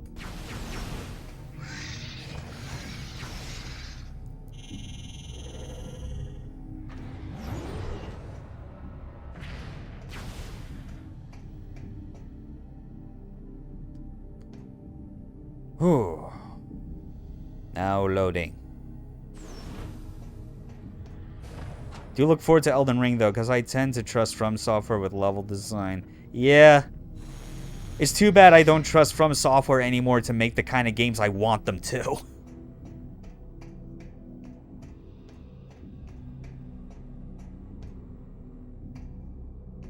Yeah, that's just kind of where I'm at. Okay, there's the hole. So I don't know how it'll fare in practice. Yeah, I mean, like... I mean, if they manage to, like... provide another example of, like, a well-designed open world environment, then more power to them. It's not really changing much for me that, like, I could not be any less interested in what is just, like, them going out of the way to, like, make a Dark Souls with a jump button. Meanwhile, the ex-FromSoft devs that left to make Daemon X Machina have already, like, said, yeah, we're already in pre-production for a sequel. And it's like, God. Fucking give me more mech games. Miyazaki, you hack. Like, it's already bad enough that you made, like, the worst games, like, in the Armored Core series. Now you're focusing all the company's resources on just, like, more of the same thing that you managed to, like, land on for yourself. Yeah. Like, more mecha games in general is, like, still the big one for me. Just because I've always maintained that just, like, regardless of, like, the different series they come up with, they're always been very good at, like, creating... They know how to create, like, actual mecha games. They know how to, like, design it so that, like, it feels like you're controlling a robot. Regardless of, like, and different types of, like, mecha on top of that. Like, it's not the sort of thing where it has become with, like, Souls-likes, where because of just how they work with that engine, it literally feels like the exact same character movement model.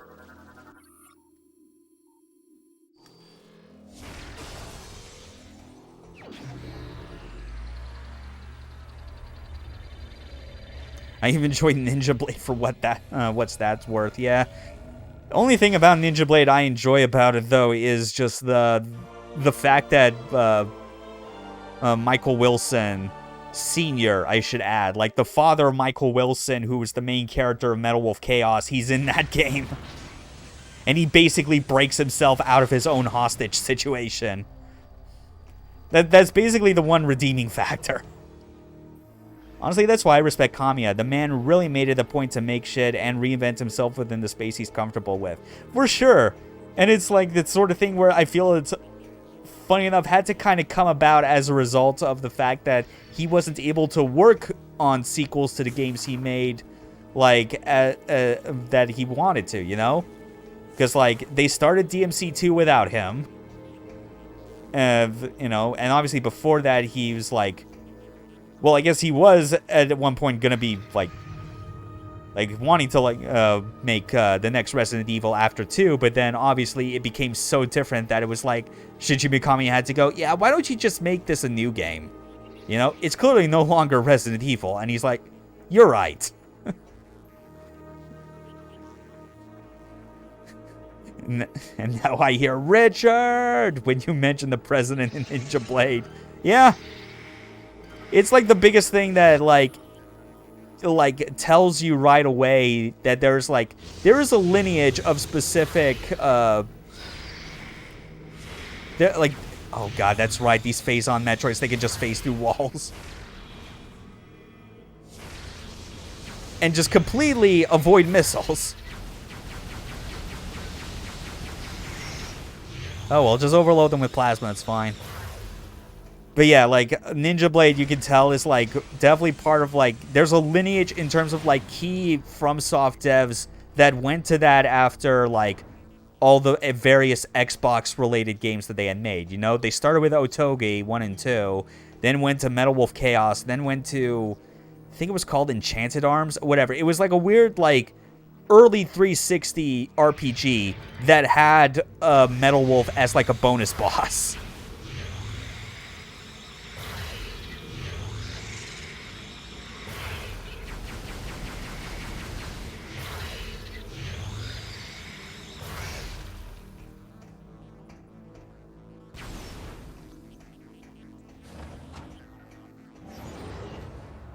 Okay. Anyway, time to keep making our way out of this very spooky, unpowered Metroid Containment Center. Enchanted Arms? Yeah, okay. Oh yeah, that was the name of it. Never played that one. Yeah, me neither. I mean, I at least have a 360 now. I have still somewhat of a curiosity in, like, a lot of the early games for that platform before a lot of things with, like, what was prioritized on the platform changed. Basically everything from launch right up until when Ninja Gaiden 2 came out and Itagaki left Team Ninja. An event that, like, I recall Kaboom Dragoon saying during the Devil's Third LP that it was probably, like, similar to the legend of the Tower of London, where if the crows were to ever leave the tower, it would all fall apart. And that's what it definitely felt like whenever I think back to, like, the changes that happened with, like, kind of how I saw the Xbox 360 following that game, because that's when, like, Microsoft was gearing up with, like, to release avatars. They also, like, did, like, the dashboard updates. There was that whole Kinect shit. A lot of stuff. Ninja Gaiden 2 coming out, and then that being it for Team Ninja's exclusive support felt like it was the end of, like, the most interesting period, which was when Xbox started in 2001. Because it just became more like Western devs had gotten such a huge foothold, and it was like, yeah, we're just gonna make this the be-all end-all place for, like, you know, Call of Duty and all these other big multi-platform games. Gonna lose out on any, like, real interesting exclusives outside of, like, Halo or Gears, I guess. But even then, compared to all the other stuff, that is, like, the least interesting for me.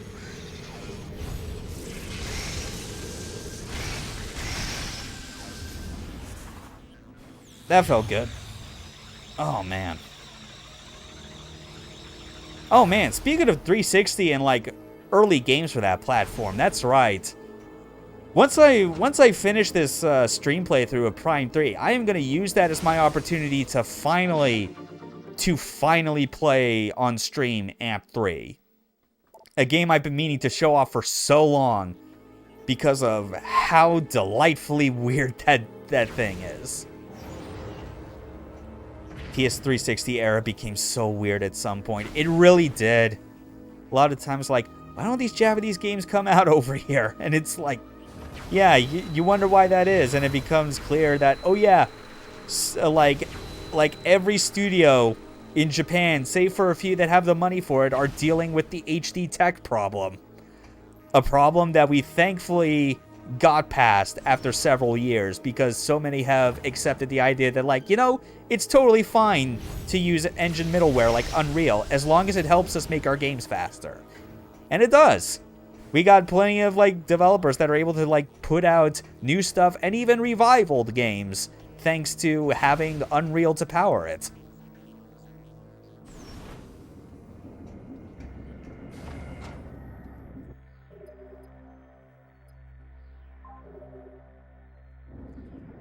But yeah, like, even so, like, even with 360 still before it, it's parts of it that just feel like, you know, as much as it would seem like it is, like, not a compliment, I almost feel like the 360 in its first few years was like it felt like the Xbox 1.5, you know? Like, it didn't feel like it was going in, like, the full step ahead of what the original Xbox was. But I say that largely because I think about it in terms of the games that they put out. You know? Because, like, 360, it launched with, like, Amped 3. You know? Like, a month or two after the system came out, we got Dead or Alive 4. Team Ninja was obviously still supporting it. There's, like, all kinds of weird stuff where it was just, like, the games that were being put out still felt like that they were, like, coming from a place of trying to figure out what worked.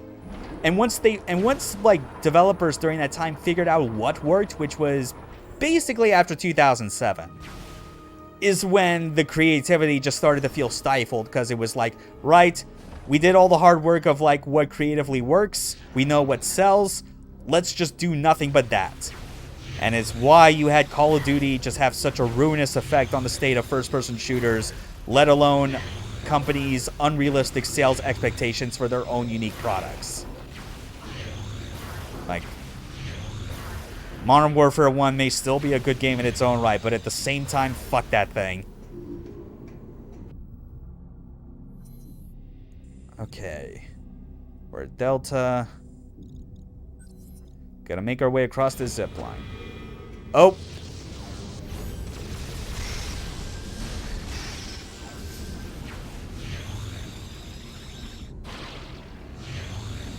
Sometimes you need a weapon that can just kill these Metroids with extreme prejudice. I'm leaving.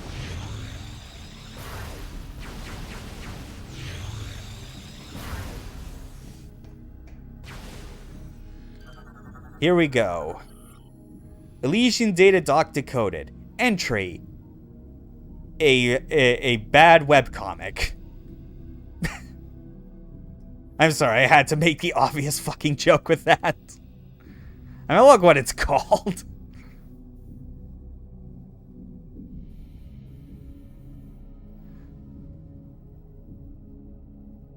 Wonder if we'll ever reach a point again where we see AAA devs take risks more regularly. No idea. I feel like it's going to have to take, like, years upon years of expensive failures for people to get it through their heads that, like, not only do they need to be more creative, but also that they don't need to spend as much money as they think they need to. Because that's really the biggest, that's the crux of the whole problem, you know? There's a whole lot of money on the table that's being put towards these, you know, with the promise that, like, spending all this will eventually lead to making back even more. So they kind of, like, are, like, they creatively have their hands tied behind their back as a result of that. You're not really going to see that until, like, the expectation for what counts as AAA, financially speaking, gets lowered to something more reasonable. I feel that's the only way that it can happen. But knowing these big companies, it's like the only time that's ever going to happen is probably if we get to a point where the industry feels like it is on the, just like on the brink or past the point of, like, collapse.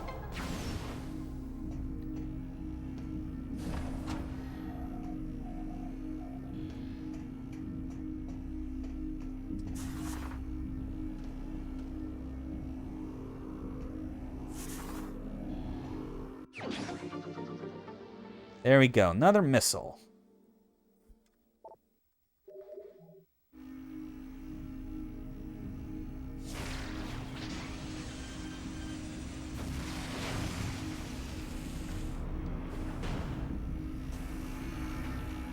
Yeah, I really love how good the Seeker missiles are in this compared to Prime 2. Especially when you're taking into account that, like, what is it? Like, just because you have these pointer controls, it makes them infinitely more, like, natural to use. And, like, if we get into combat scenarios, that'll also be very nice to use these Seeker missiles as well. Because you can very easily aim at them while still moving and not having to, like, plant yourself in place. Not to mention that, like, their combat application in Prime 2 was always, like, it always felt super finicky. It only really ever worked as well as it did when it came to, like, the puzzles you'd have to solve, you know, to, like, unlock a specific door or things like that.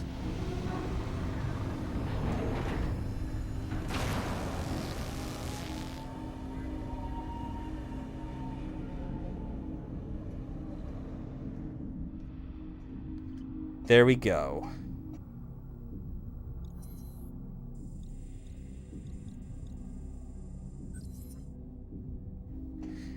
Now we just gotta head back to the earlier version area of Skytown and assemble the rest of the bomb.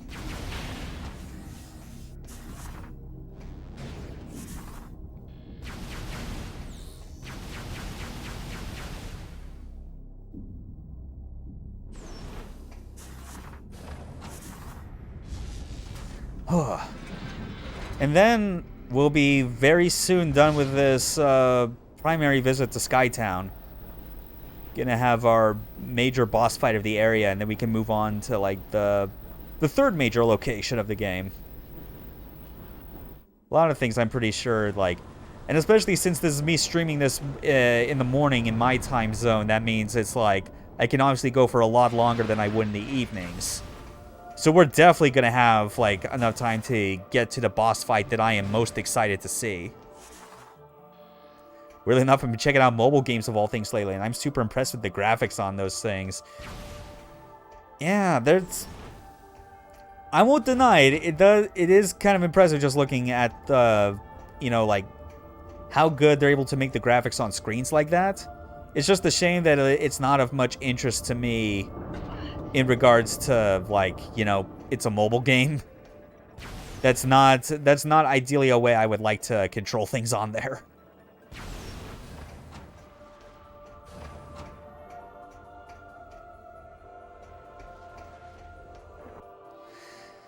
Okay, so we're here, and...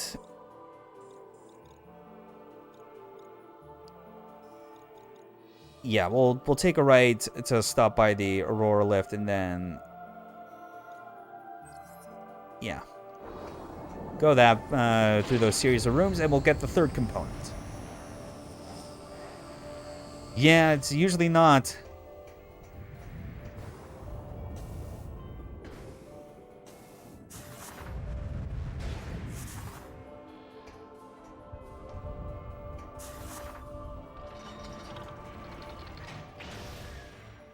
yeah, and it's the sort of thing where, like, it's funny, just talking about, like, gameplay and controls for mobile games and whatnot. It's the sort of thing where I'm like... yeah, it's always interesting getting into arguments about this back in the day, just because, like, even when the Wii was relevant, I was always, like, the biggest proponent of, like, yeah, motion controls are cool.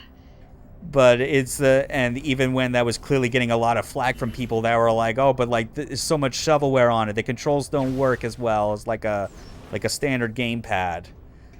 But then it's like funny where I would just like come across like what would seem like the occasional like fanboys just doing an obvious like double take or double standards, like Hippocratic take, where it just... especially just when it came time for, like, when Sony and Microsoft decided to throw their, like, hands into the ring with, like, you know, PlayStation Move or to Kinect. And I remember, like, with Kinect in particular, that for some reason there were other people that were trying so hard to go, no, this is amazing, this is revolutionary. And it's like, yeah, just because this isn't using a remote like what Nintendo's doing doesn't mean it's, like, as good or better. Like, even in that situation back then, I was like, yeah, motion controls, that makes it, like, more accessible. But that's also, like, purposefully ignoring the one detail about, like, motion controls with, like, the Wii Remote or even PlayStation Move that, like, you still need buttons for it to work. You know? There's only so much that you can reasonably accomplish with those kind of inputs if you're limiting yourself that hard. You know, and the same thing as well when it came to, like, touch controls with, like, mobile. Because I also had, like, the DS as my frame of reference, and I was like, yeah, sure, this is a less advanced touchscreen, but you know what it also has that, like, that your phones don't have? Dedicated buttons, a D-pad, things like that.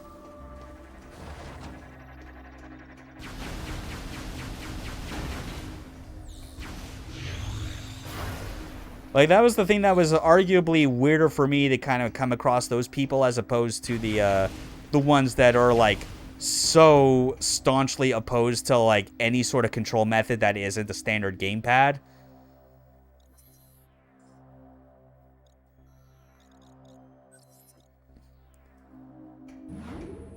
Oh, man.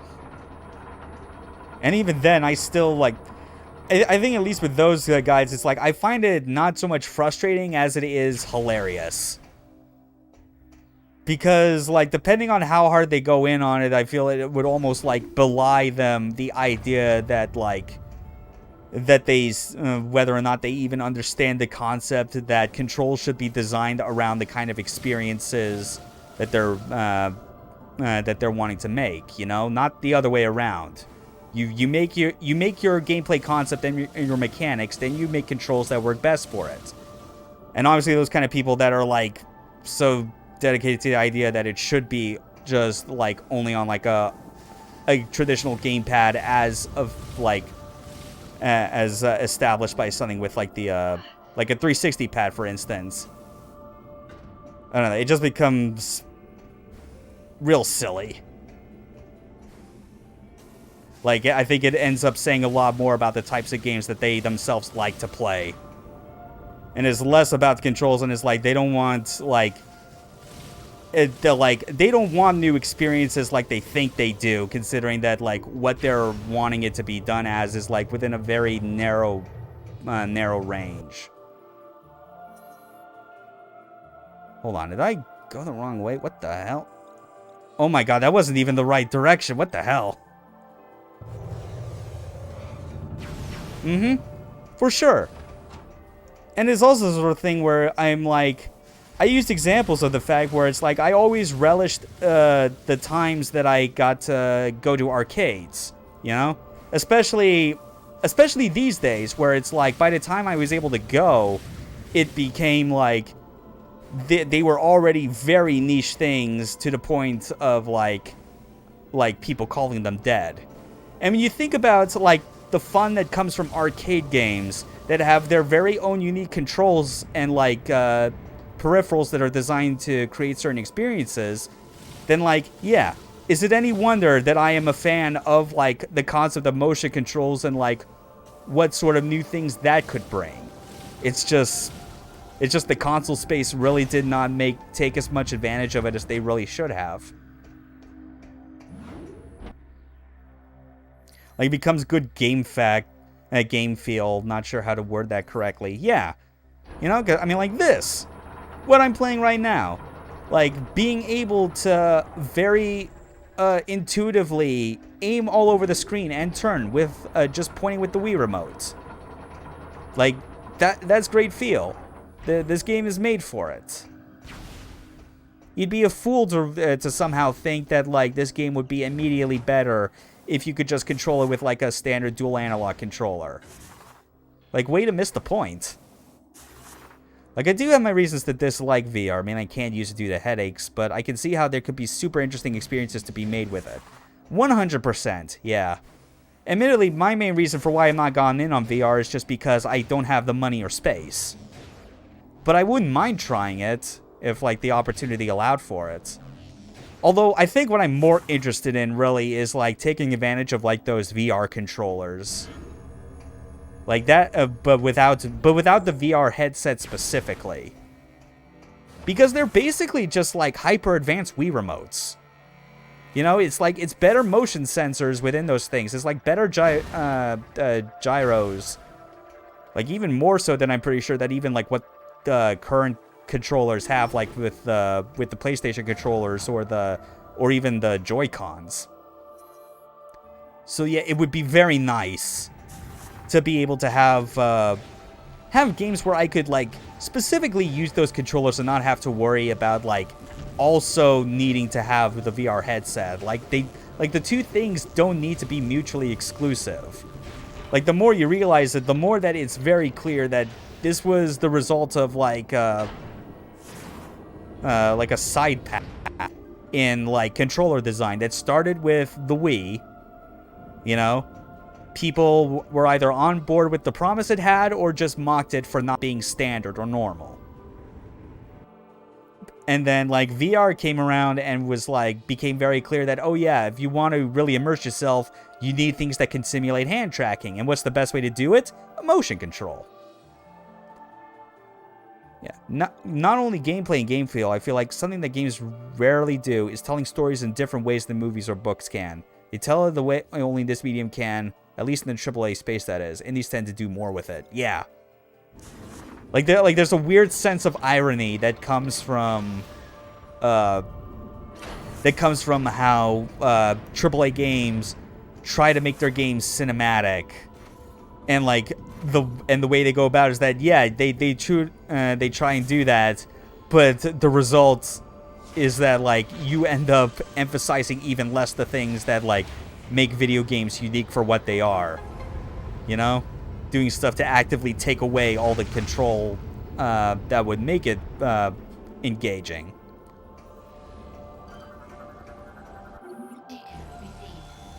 Indie devs, by comparison, yes, you're right. They absolutely do a much better job of like taking advantage of that, using your actual game mechanics to reinforce the story and themes that it wants to present.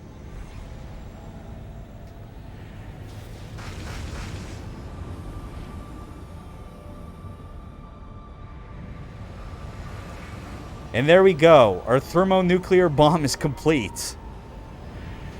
It's not enough to destroy the planet entirely, but Samus would be proud. Excellent work, Samus. The Herodian bomb is complete. Hold on. There we go. We are now ready to execute the final stage of our plan. Place the bomb in the power hole of the spire pod. We will mark the spire location on your map.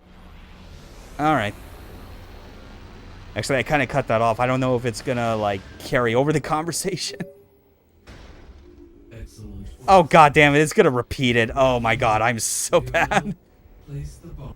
We will mark. Please hurry. There is no time to lose. Now put it into the giant Iron Man suit.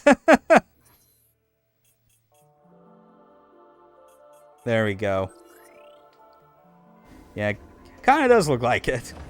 Though now you're just getting in my head the idea of like, oh man, just like put it into like a giant robot that Samus is gonna pilot. Fuck, I want that now. God damn it. Better yet, like, have it be a giant robot, but like Mazinger Z style, so that in order to activate it, she has to like pilot her gunship and like dock it in the head area of the robot, and then it becomes activated.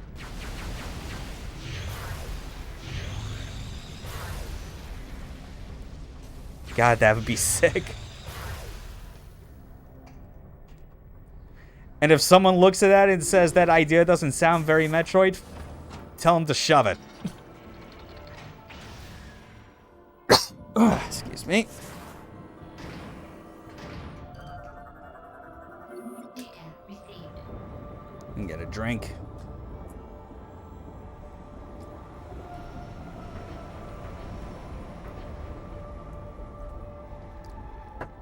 Metroid Mecha Space Battles Gurren Lagann style.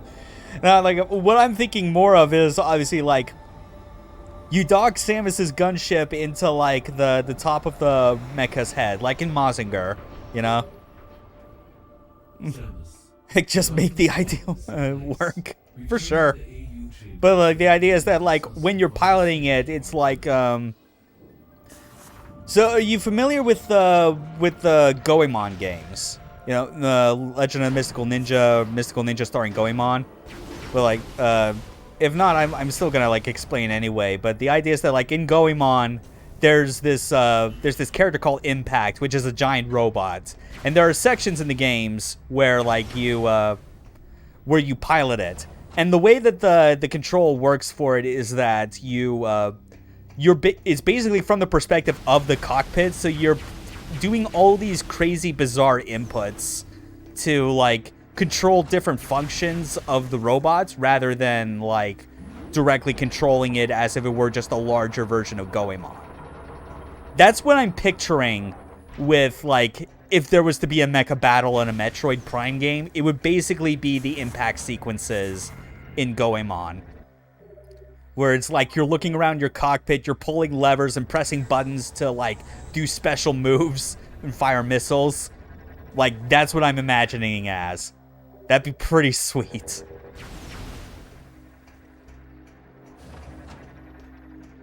Yeah. The Goemon games are very goofy and very charming.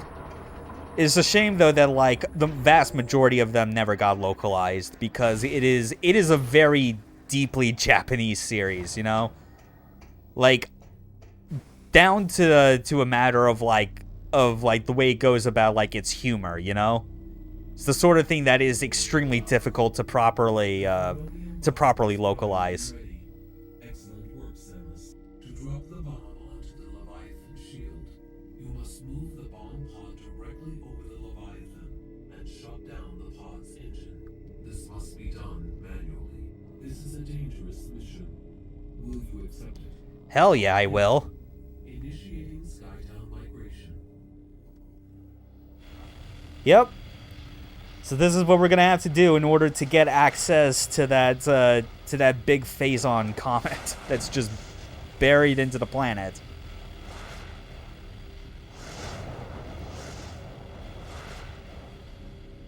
God, just like this entire area, the whole Skytown level is just the most amazing part of this game. That a Mother Brain? Close. It's an Aurora unit. In universe, it's basically the idea is that the Galactic Federation took the idea of like Mother Brain because Mother Brain was originally a Chozo creation. So they created a series of organic supercomputers that function the same way across like a large intergalactic network, you know? That's basically how it is. It's a really cool like way of reintroducing the concept, you know, as opposed to treating it as if Mother Brain is this unique, one-of-a-kind special entity. It's like, no, it's literally a brain in the jar designed to act as like a computer that can handle very large-scale tasks that would be difficult for even a team of, like, humans or aliens to manage themselves. So that's real cool.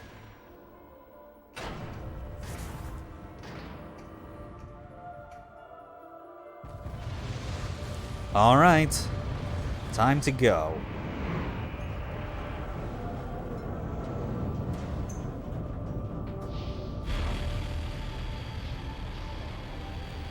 This set piece is incredible.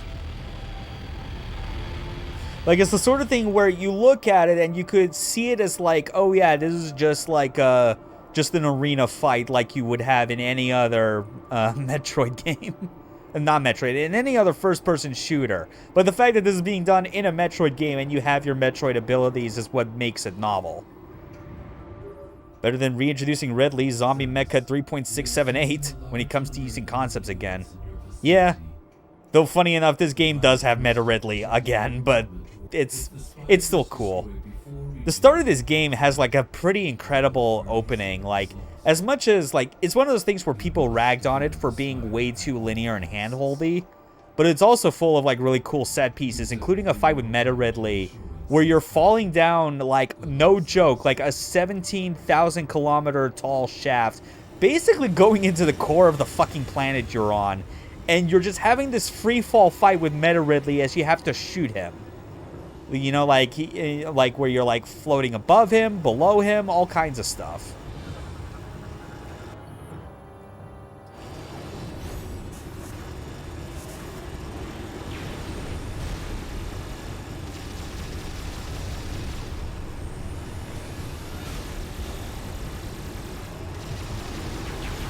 Okay, come on.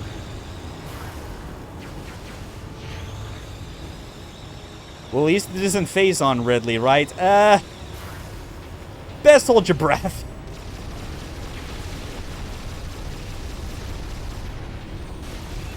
Admittedly, like, I'm making that sound worse than it actually is, but no, it's still fine.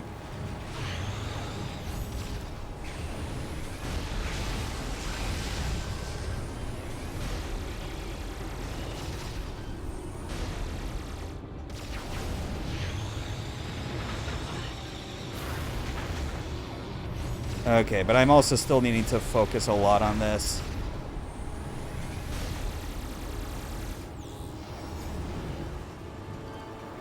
Oh yeah, there's another pirate I gotta scan. Armored Shield Trooper.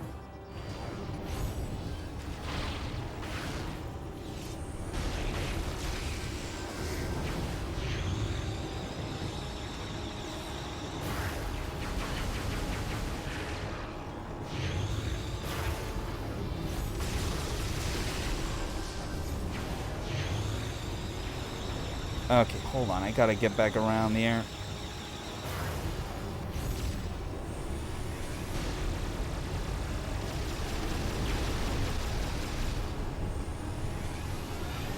Oh god, just trying to deal with these ships.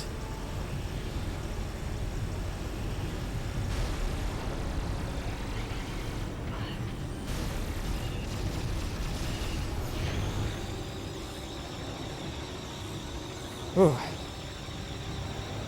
Yeah, this is pretty intense to go through.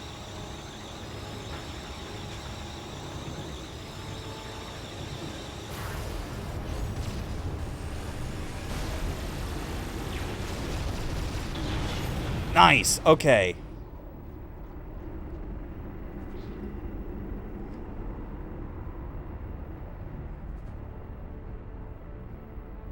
Yeah, it doesn't take too long. It's a pretty nice sequence. At the very least, it is generous in that, like, the main thing you have to worry about removing in order to progress the event is to destroy those assault skiffs.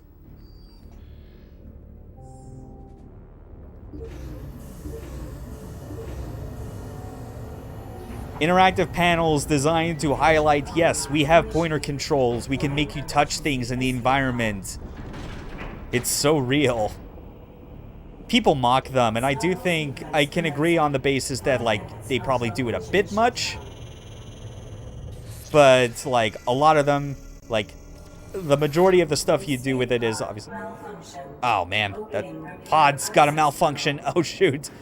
Gotta add extra pressure to this escape sequence. But yeah, it's the sort of thing where, like, I think it's still really cool that they're put in here because it is like Metroid Prime has always, like, prided itself on, like, providing a sense of immersion, that you're, like, literally in this world that you're exploring. So why not give you the means to, like, interact with it in a way that feels more tactile, you know, with your hands. Or with your left hand. Which, in a way, makes not as much sense with this game because you hold the Wii Remote in your right hand, but a lot of the things you interact with are using Samus's left. So it's a weird disconnect. Engine shutdown in 4 minutes. Ah, shoot. Come on. How do I... Could probably be pulled off its hinges. Right!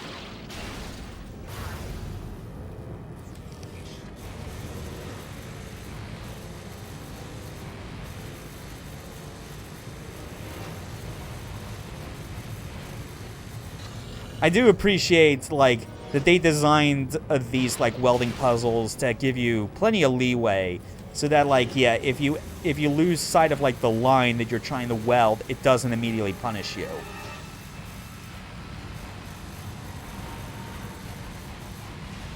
Ah, damn it.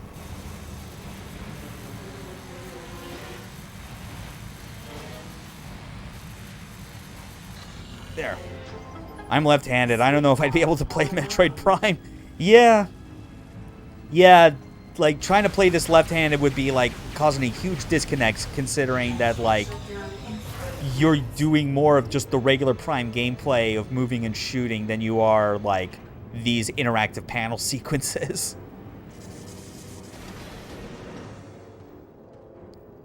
Oh, well. All the more reason, though, that, like, Prime 4, when that happens, they gotta design it around, like, the Joy-Cons, or just, like, split controllers that allow for, like, where, like, no matter which controller you're holding in either hand, it'll have the exact same level of, like, control in, like, gyros and whatnot. Not like, as opposed to how it is with the Wii Remote and Nunchuck, where the remote clearly has more tech in it for motion than the Nunchuck does. Which is, like, super bare bones and simple. I mean, I'm fine using the mouse right-handed, so I'd probably be more fine than others. Okay, that makes more sense. But yeah, it's the sort of thing where, like, if this game were ever to get, like, an HD port for Switch, I think the first major change they would go out of their way to implement is have it so that when you use those, like, panel sequences that use Samus's left hand, they would have to make it, for consistency's sake, so that you use the left Joy-Con to move the hand around. That's the only way I feel that, like, it makes sense. The plan worked.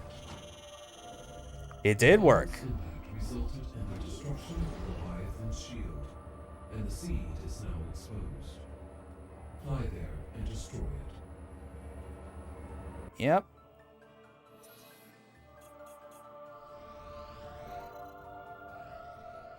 Finally, getting up to the main boss fight of Elysia.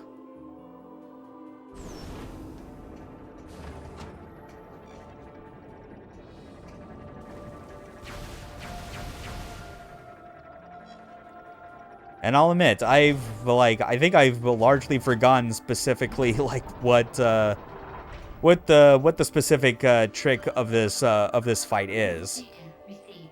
Because I remember like the main boss fight of Brio, which we did last stream when I played, and I know the main boss of like the next world we'll be going to after this. I forget specifically what Helios, what its particular trick is. But I guess we'll know for sure. Hopefully without dying. Because this game may not be as hard or punishing as Echoes, but it can still find ways to, like, put you in a bad situation and come close to dying or actually die. No doubt in parts because of how much it encourages you to go crazy with hyper mode, even though you're going to be losing a lot of health in the process. Not even from enemy fire, but just wasting it just to try and, like, shoot enemies with phase on. Alright.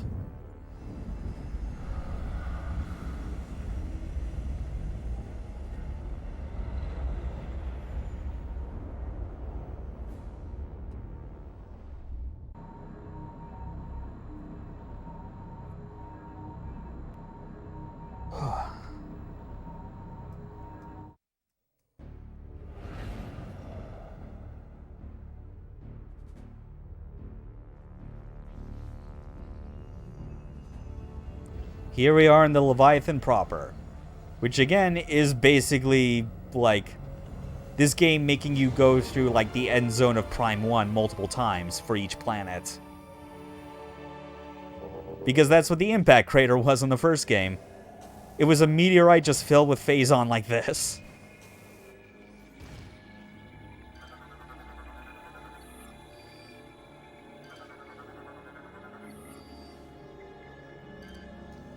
Let's scan these if I can. Ow. There, I'm just trying to get a scan, please. Thank you. Phazon Leech. Non-aggressive scavenger that feeds on wounded and dead bioforms. Yeah.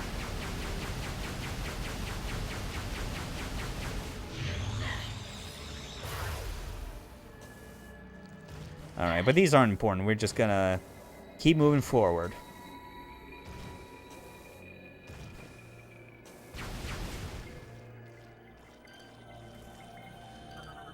Right, okay, yeah. Use Seeker missiles. Okay, I guess I can now... Knowing what weapons we have now, I can absolutely start taking guesses about what it's going to encourage me to use. I know it's going to be Seeker missiles. And it's going to go very smoothly. Relatively.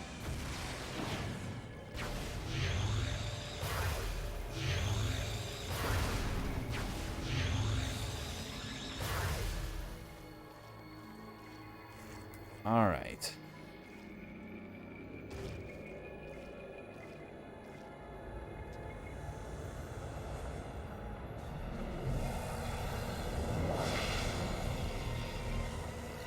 And there is the boss.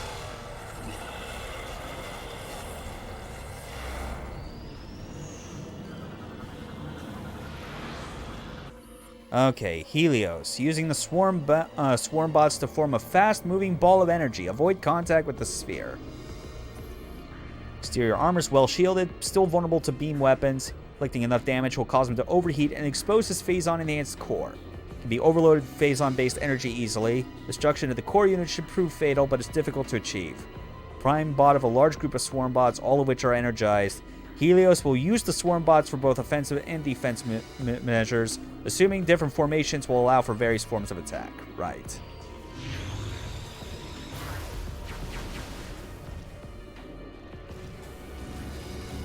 Yeah, so just let him do this for a while. Look at this boss thinking he's so clever that he can turn into a ball like us.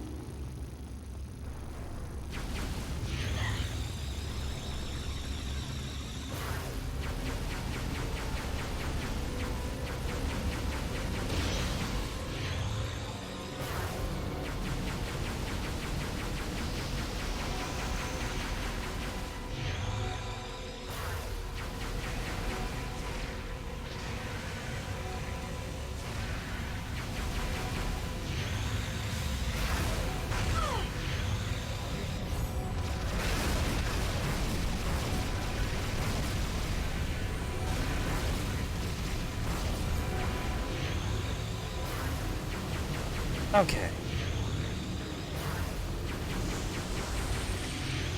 Right. Got it. Oh, man.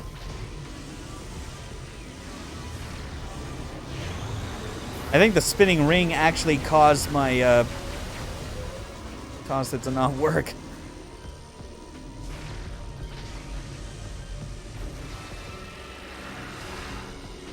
Ah, damn it.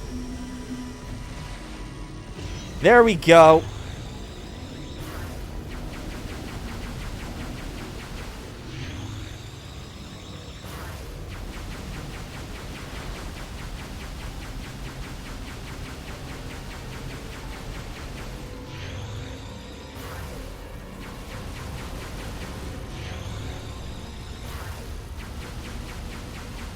Huh.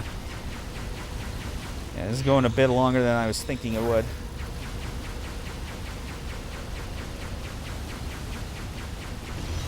Okay. Yeah. Just one of those first phases that feels like it takes a while when you don't know how long it's going to go for.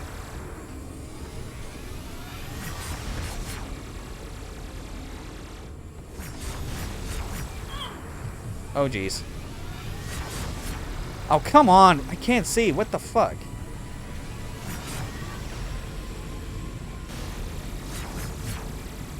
At least it's dealing damage.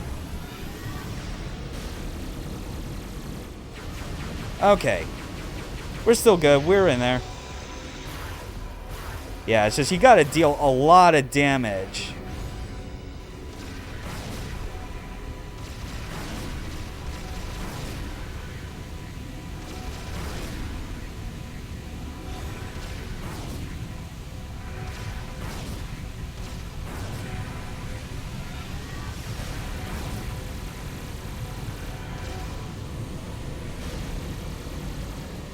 Yeah, let's just keep going. Yeah.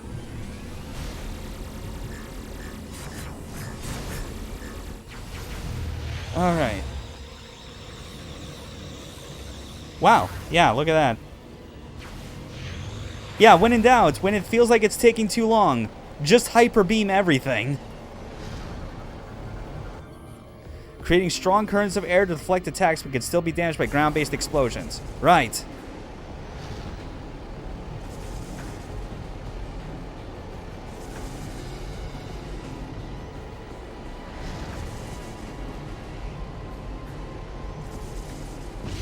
Got it!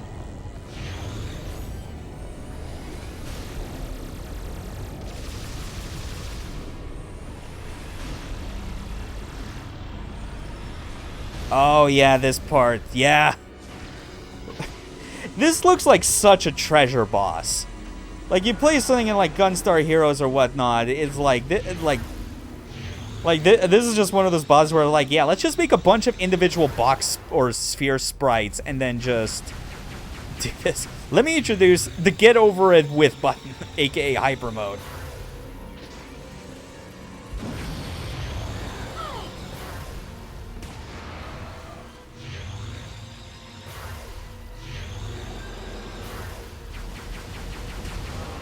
Okay, there we go.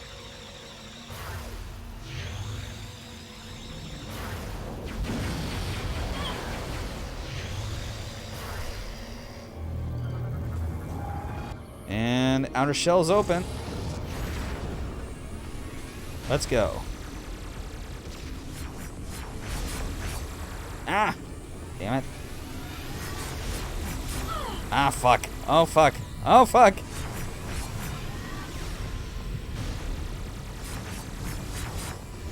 Okay. Alright, just one more round of this and we got it. God, hyper mode is so fun. Like, even when it becomes immensely busted as a result of you knowing, like, how to mitigate the risks.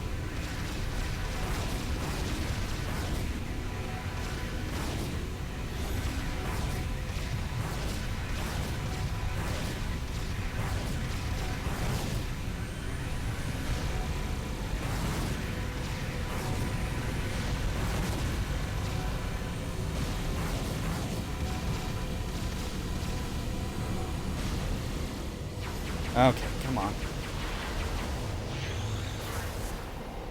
Yep, just doing this again.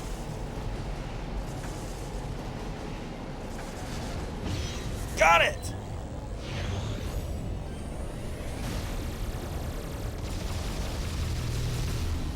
Alright.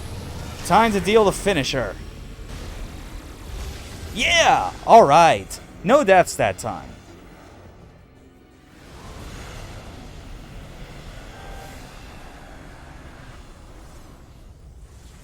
And also to get a dose of more Phazon. Yes, because for this game and this game only, Samus's entirely fucked up genetic makeup is also part Phazon.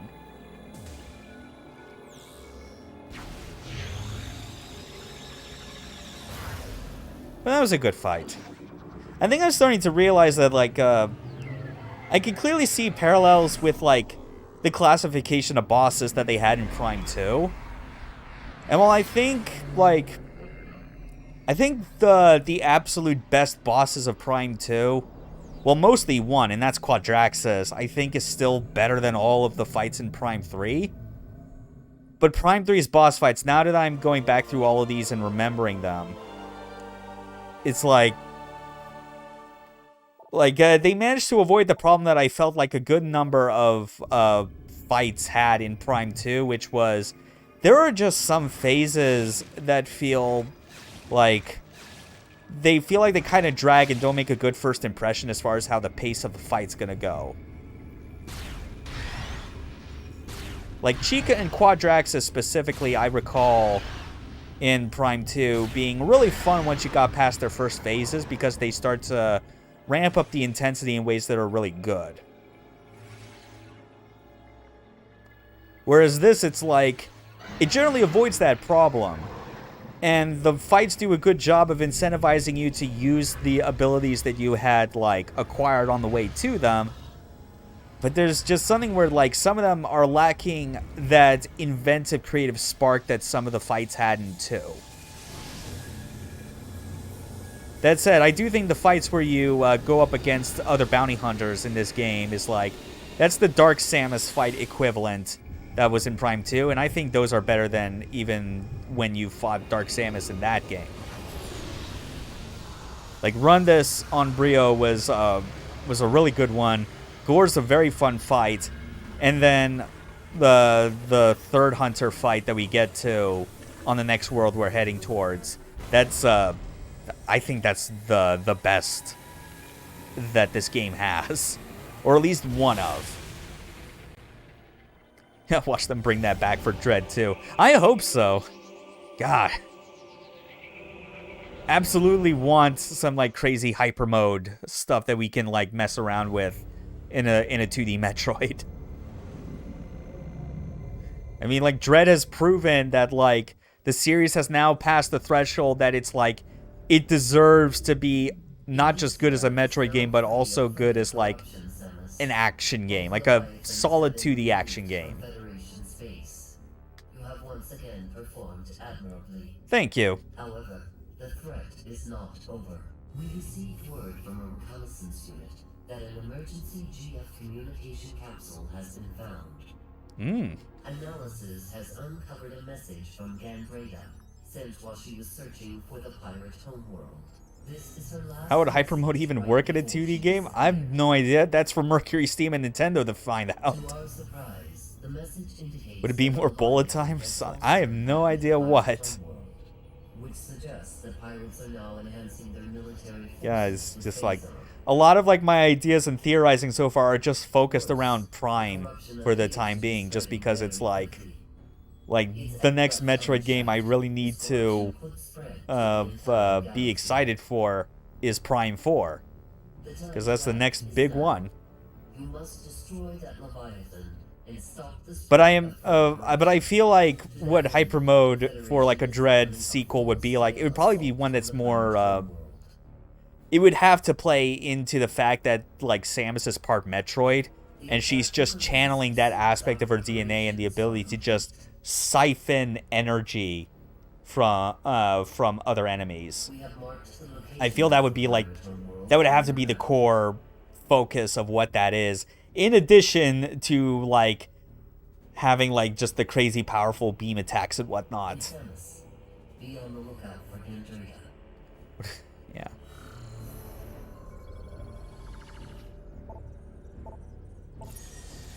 Oh yeah, I also should show this off.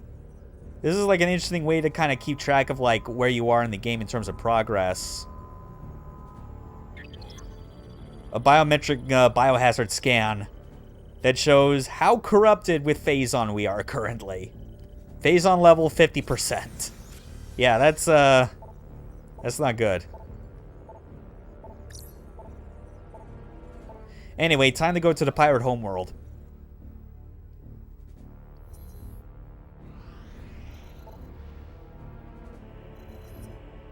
And like, this is an area that is very interesting with how it starts out, because it's an environment that has like a persistent hazard that you have to avoid until you get an item that allows you to be safe from it. And this is a planet that is just racked with non-stop acid rain. And I mean quite literally acid rain. It straight up burns if you step out into it. But even then, just this general concept of like, you're going to like, because you've obviously had moments in other Prime games where you see like a zone that has clear like pirate activity. This is like the first and only time where it's like, yeah, you're literally going to like the source of all the space pirates, essentially. And this place is all fucked up. Ow. I was not paying attention to where I was going. Heavy Phazon canisters.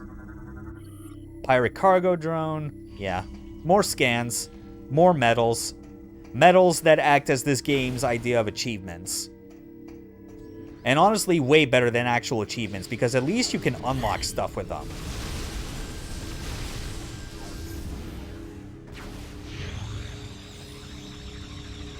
But yeah, this area is really cool. It's definitely, I think, God, it's so hard to rank favorites for stuff in the Prime game, in Prime 3 specifically, as far as areas, because they're all really unique and fantastic. And it's hard to rank them all as far as like what comes up. Like Skytown is first, but then how do you rank everything else afterwards? The days of unlocking stuff. I know, tell me about it, man. I miss it too.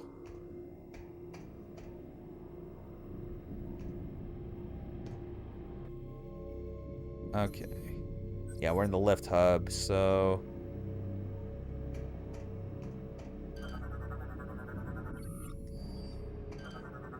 Oh yeah, some lore.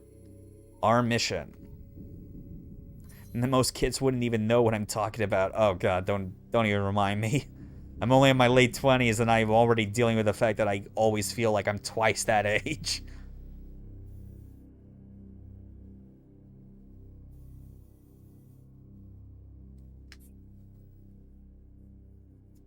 Oh yeah, so a nice bit of lore that actually covers like something that is basically glossed over otherwise, which is like, hey, what happened to Aether? What happened to the planet that we were on in the last game after we solved the light dark world crisis? And as it turns out, it's like, because there was nothing to get in the way of the Federation coming in and out of the planet, they were able to just get the remaining Phazon to screw over the pirates. To get their space drugs.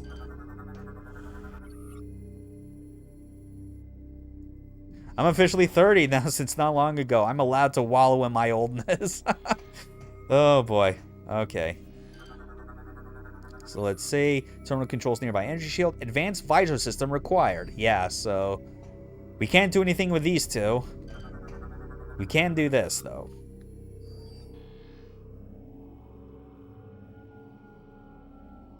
Hold on. What's at the top of this? Right, I think we want to go with the top floor.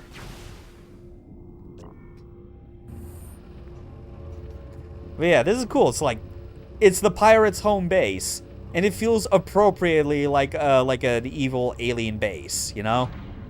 Like elevators, like door panels, mechanisms, all kinds of stuff. Oh yeah, there's the hazard that we don't want to step into right now. That is the acid rain. So we're gonna go this way.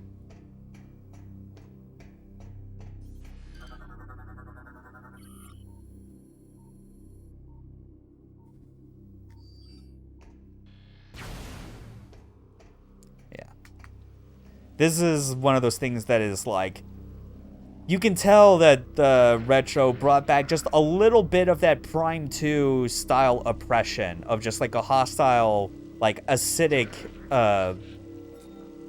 like a very acidic environment that you have to be careful going through.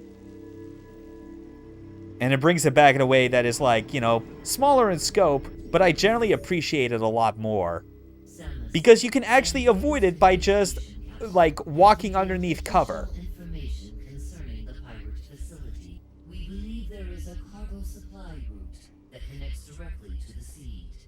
The gate in this room appears to be its main entrance. It will be impossible to go through that area unless you can find protection from the acid rain. Yep. We'll have to find something to protect us eventually. But yeah, just walk along the dry areas, and it's fine.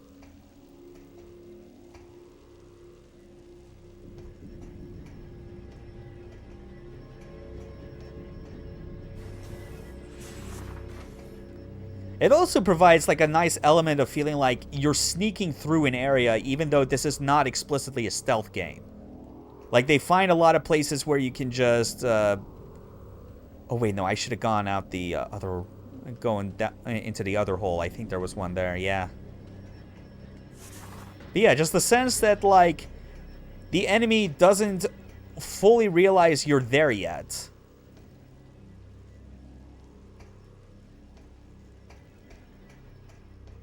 Huh. Okay, no, that connects to that. Okay, maybe I actually was supposed to continue normally until I get to the other side. Yeah, it's always a fun feeling in this game, because there's a little bit of it as well in Prime 2. You go to, like, one of the pirates' outposts, and, like, what happens there is, like, you're doing this same thing. You're going through morph ball tunnels, like, in the vents underneath. And you're just seeing the pirates scurry about, like, doing stuff as they're getting ready to head through portals and shit.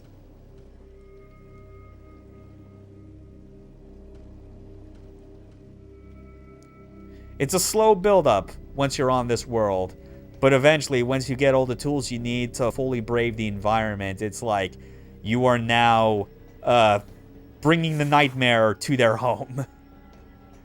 It's pretty great.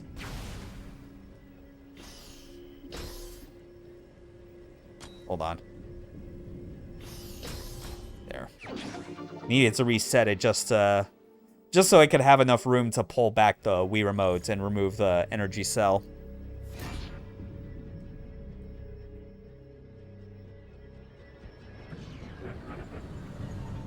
And look at that, the way forward.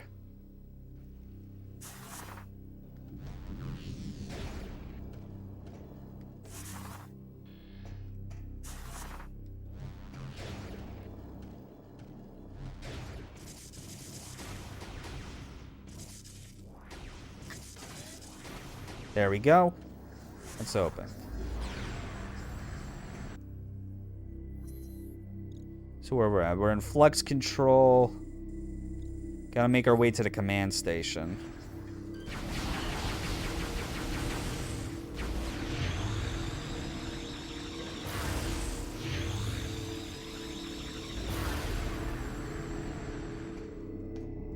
Alright, down we go.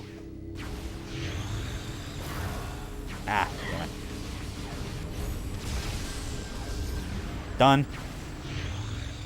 Just wasting one shot, but that's it. You gotta preemptively know that these, like, crawl tanks are around. Actually, hold on. I'm trying to remember which...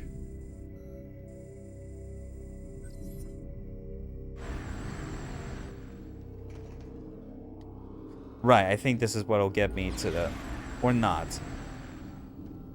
Right, yeah, because I can't go that way now. There's the... That requires a spider ball track.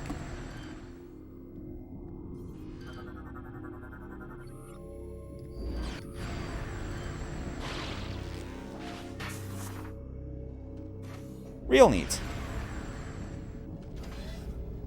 Yeah, I can't get anything in flux control yet. Command station, though, I can.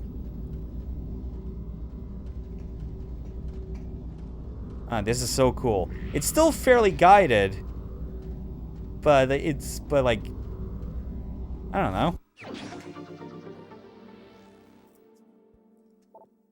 It still just, like, presents, like, a great atmosphere to it.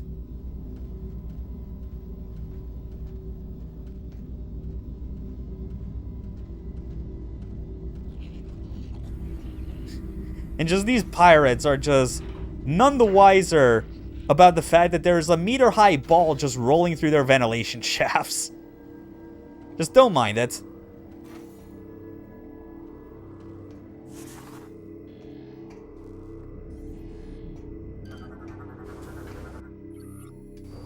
There we go. There's some raw phazon. Ooh, what are those? Surveillance drones. Yeah, they can't see us in here.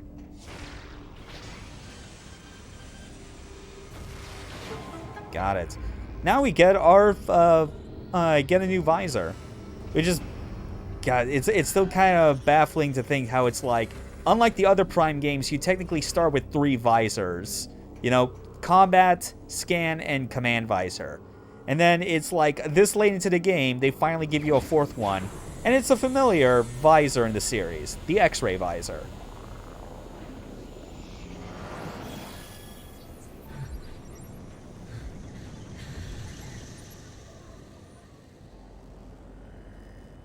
Oh, yeah. And the X-ray visor in this game is especially cool. They definitely come up with a lot of interesting things to kind of take advantage of. Yeah, for instance, we can now actually do stuff with these panels.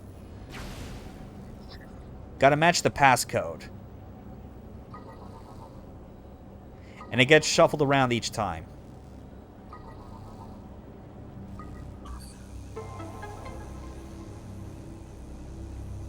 And that's not even the best part.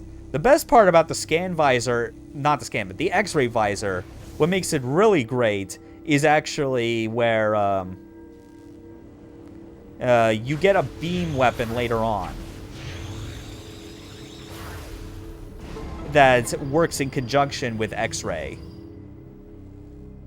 And like when you see how it works, like it is its own level of incredibly busted, but only really against specific enemies if you get it. All right. Defense access.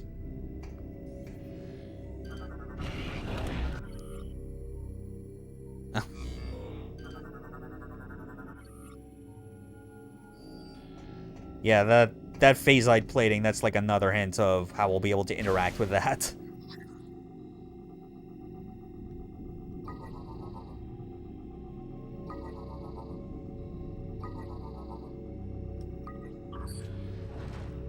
There we go. I think Yeah, this will take us right back up to the command station.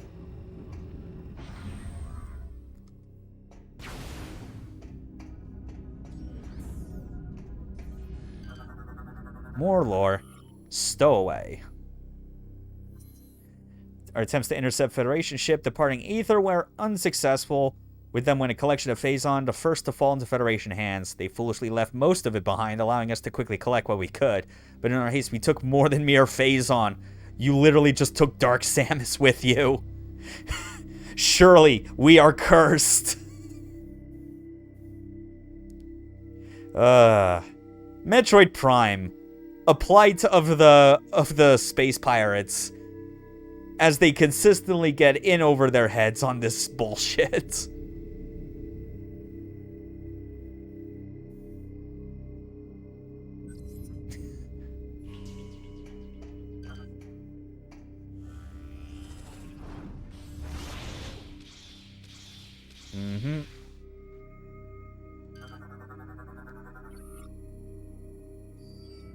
Yep. Yeah, we'll just head back for now. Nothing we can really do.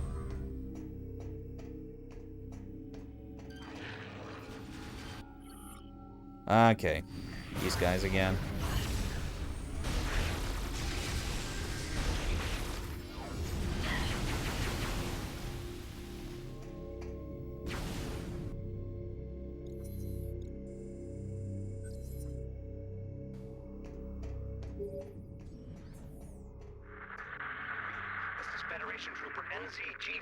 Oh? Can anyone read me? Over.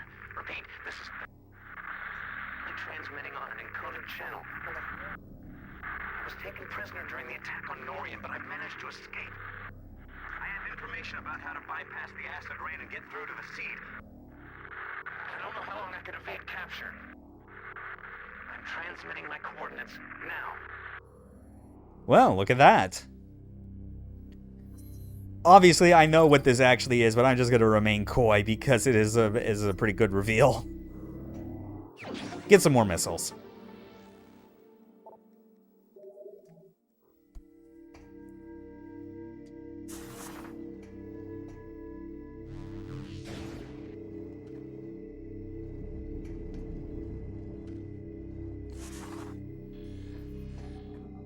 I have this.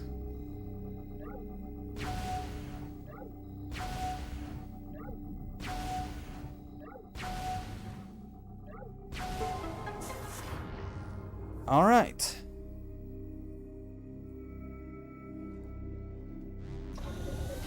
God, this game really does such a good job of leveraging the most out of, like, familiar concepts that they have reworked to fit in this game.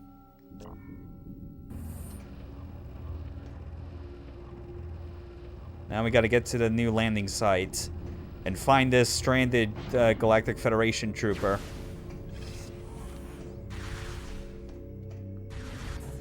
Oh.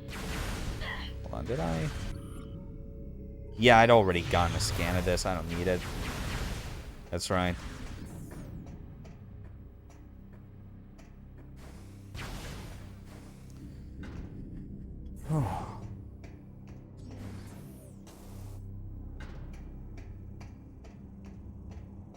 All right. Man. PED suit really starts to look like it just all blends together once you're like at 50% Phazon corruption at the minimum. Because when you first start out, it's like you see the parts that are clearly Galactic Federation tech that is offset by the familiar orange of like your various suits. So it feels like very conflicted. It's only once you get more corrupt and have like a lot more of the neon blue Phazon lines that everything starts to like give it a lot more cohesion. Oh wait, no, I can't. Hold on, let me double check. I didn't see a landing icon. You're right. No, okay. Never mind. Right, I think there's supposed to be a side passage I can take from this landing site.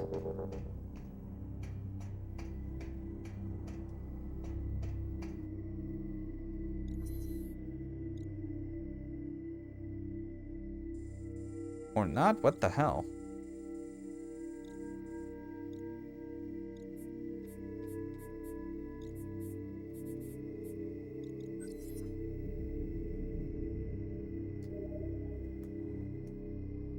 Let me see.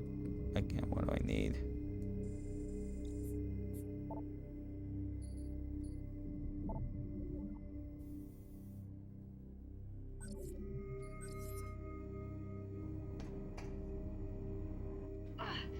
Okay, that is bizarre.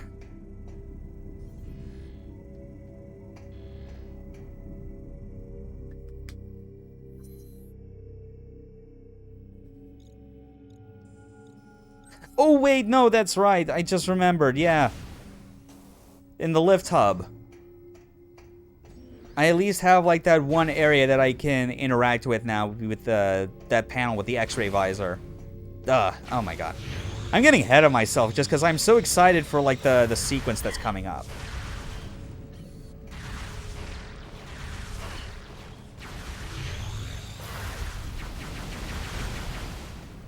But yeah. Want to do this first. Downloading a map would absolutely help.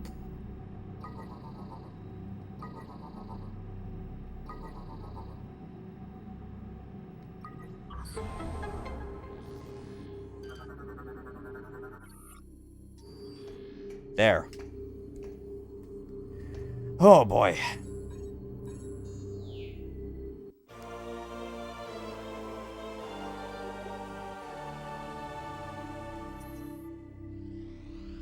That's right. Now that's how you get the landing beacon for the research facility. Good. Now we can head over there.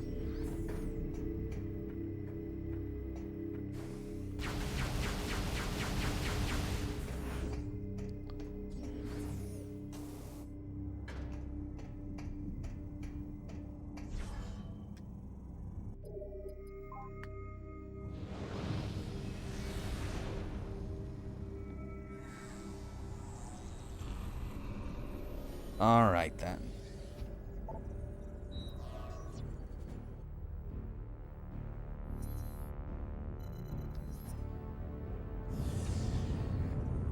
Whew. Yeah, so how many rooms is it going to take before we get to, like, the next major boss? Oh, yeah, not that many. This will be a good one. Yeah, look at that. Just because of how this is set up, instead of flying through the sky, we're literally flying through big underground tunnels. Presents quite a mood.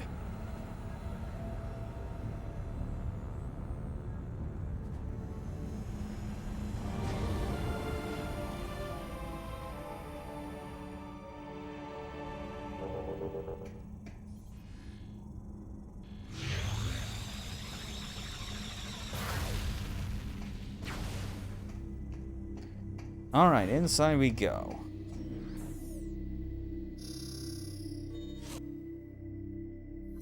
Yeah, so that scrap vault.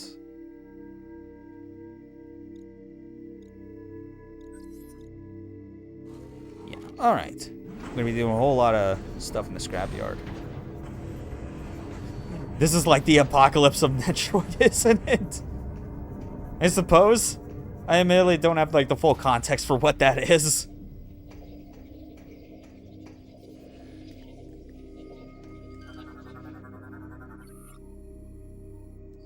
No threats detected.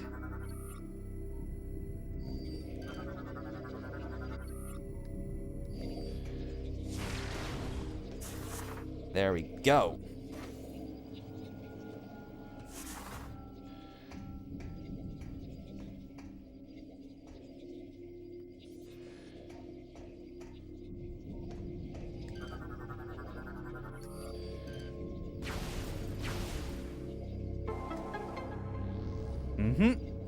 Nothing to it.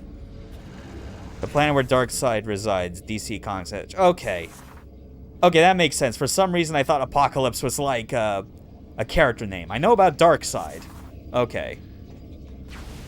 Yeah, now then, yeah, you mentioned that. I can absolutely see where that could be, like, very similar.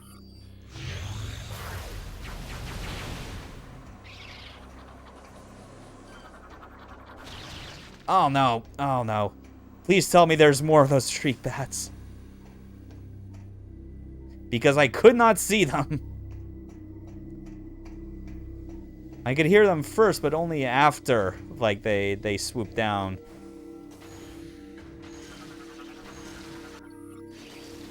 Oh wait, no, they're up there. There we go. Retragian shriek bats. Good, that should be all the shriek bats we need. And some face-on grubs.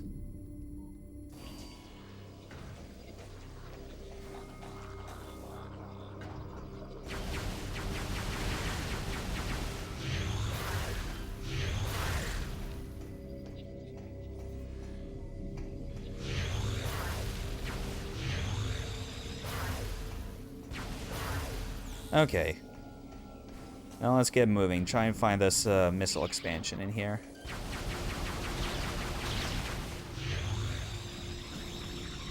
Shriek bats really are just the bane of every...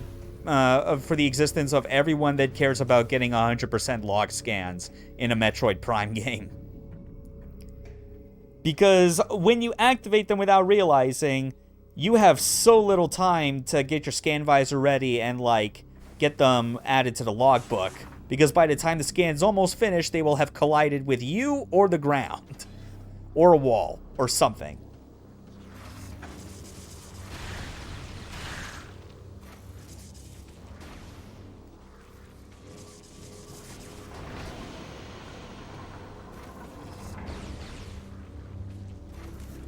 Alright.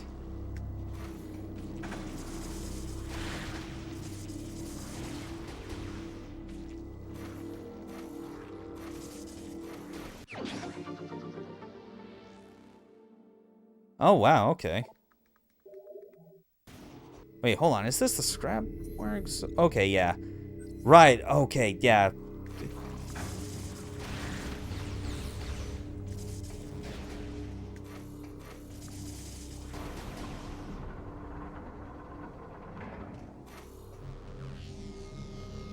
Actually, no, probably not there yet.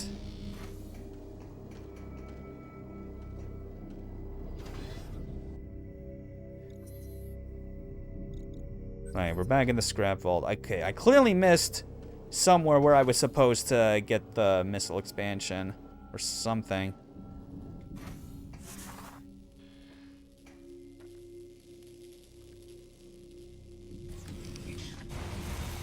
Oh well, I'll make a note of it again to do a thorough check of that room.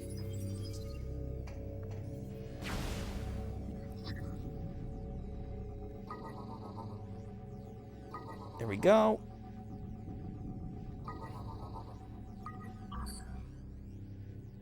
Got it. Door unlocked.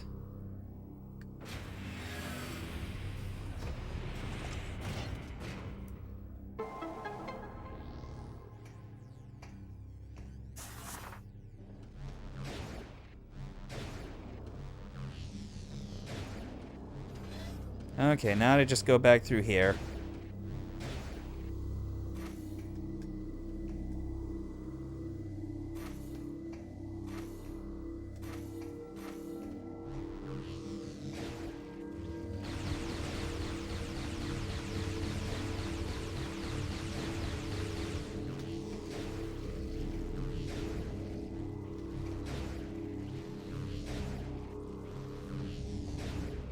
Ah. Actually, no, this was probably a bad idea. I forgot. This is for like a different puzzle, I think it is. Or not. Fuck, how do I get back up there?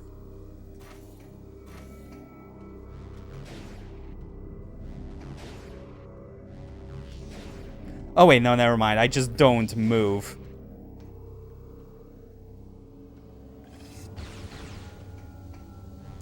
Yeah, because I need to go back here first and make sure I didn't miss something. Like the, Oh, never mind. I can't... Oh, god damn it. I'm forgetting. Ugh. Always a pain when it catches you off guard. All the... Like, the one-way passages that you gotta go through.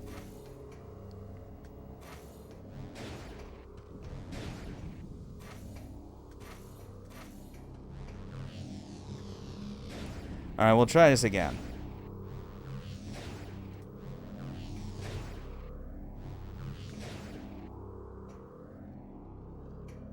Okay. That's better. And now this should lead us back into the scrap vault.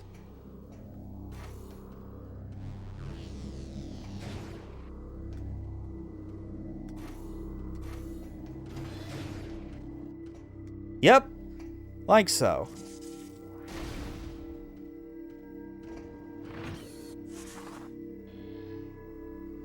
Okay. So now we got us another energy, another enemy encounter. And an alarm system.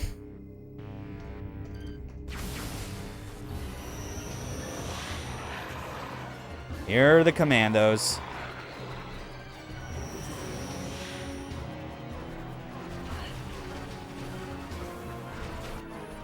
Alright, Commando Pirate. Assault armor composed of phasite.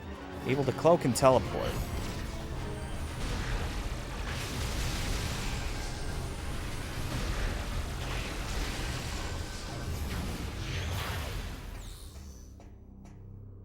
Alright. Now let's double check again. What am I missing? Like, where did I not find a missile expansion?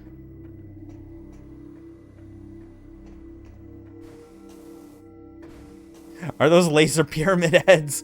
Yeah, maybe more of a cone head, I guess. I don't know. Okay. Alright, I see it. Missile is up there. Right, so.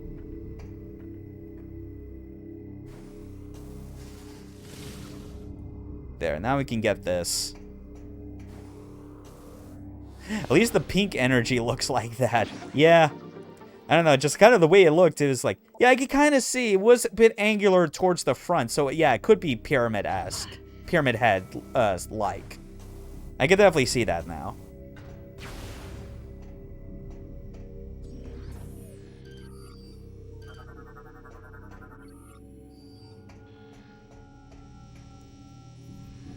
Oh, yeah. I knew it.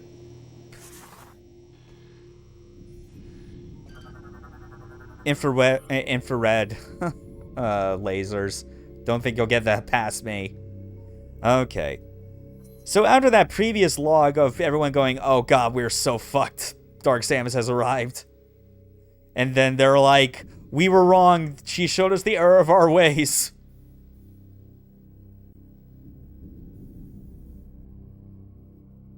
At least they don't run after you with giant laser butcher knives, right? Yeah. Or a skewer, since that's what Pyramid Head switches to after, like, halfway through Silent Hill 2. Would make for fun fights, though, yeah. That'd be an interesting way of going about it, for sure. Okay. Alright. Oh, yeah, this room. Yeah. I think if this is the one I'm thinking of, this one has, like, a fun Easter egg. In one of the scan logs. Alright. Assault Shield Trooper.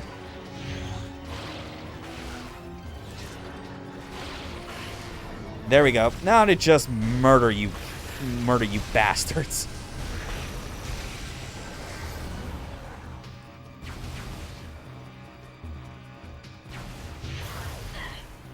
Oh. Oh, I see. Yeah. Yeah. You can scan. You can lock onto enemies with this visor, when they're cloaked, and it will like show you their weak points. They'd be all like, "Let's bring a knife to the gunfight." Hell yeah.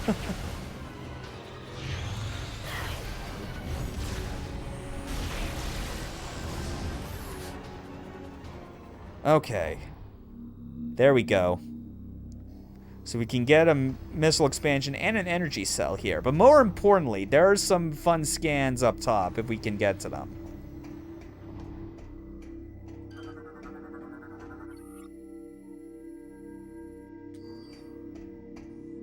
Oh yeah, this.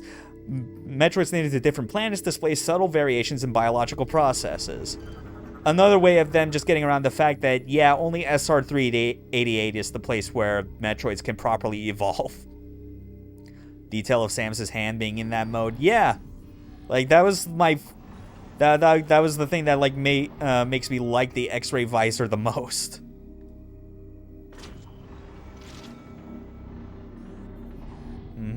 There we go. Now we got to do this, but with an X-ray visor activated.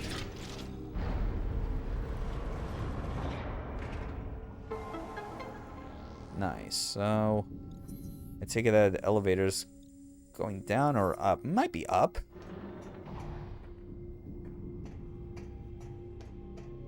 But yeah, it's real nice. It's especially nice too because if you remember, like in Prime 1, the X-ray visor was extremely like grayscale, you know? And to the point where like depending on like how good your TV might be, it was kind of difficult to even tell that your hand was being shown in the X-ray visor. But here it's more like they color code the things that can clearly be seen now with the X-ray visor, so it's a lot easier to tell, yeah, that is your hand in control. It's real good.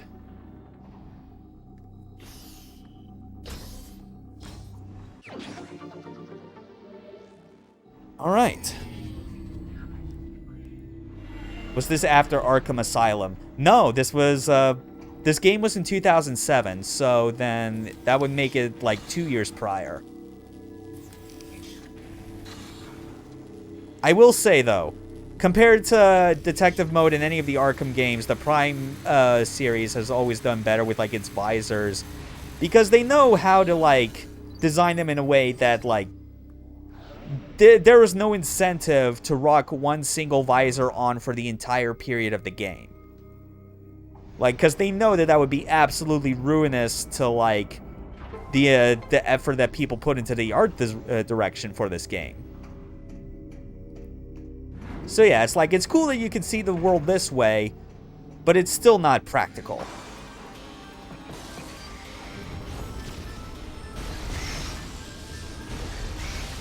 So Asylum could have taken notes design-wise when it came to Detective Mode. Yeah, a little bit. For sure.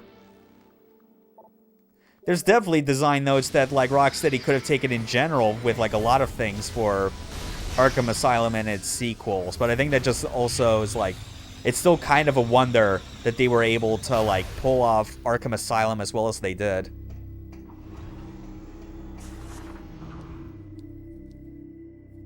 Okay. We got the energy cell. We got another missile expansion.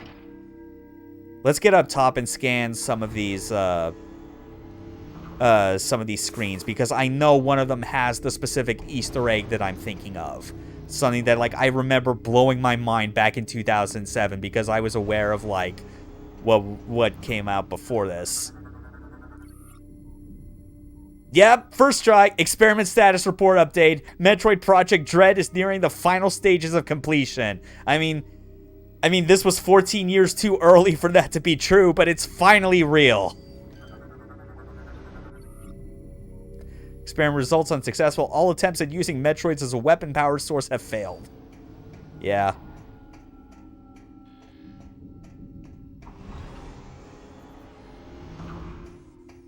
That was like such a fun thing to find back in the day, because this was like after a year or so that I had first heard about like the rumors that like Metroid Dread was supposed to be in development, like as a DS game.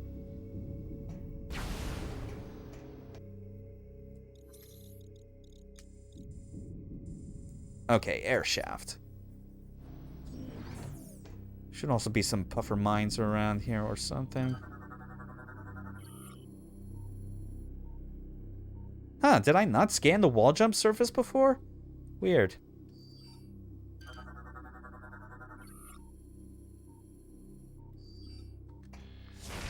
Alright, let's do this.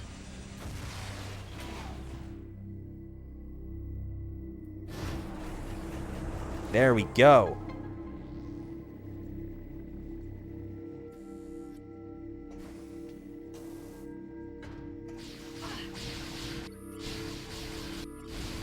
Oh, come on.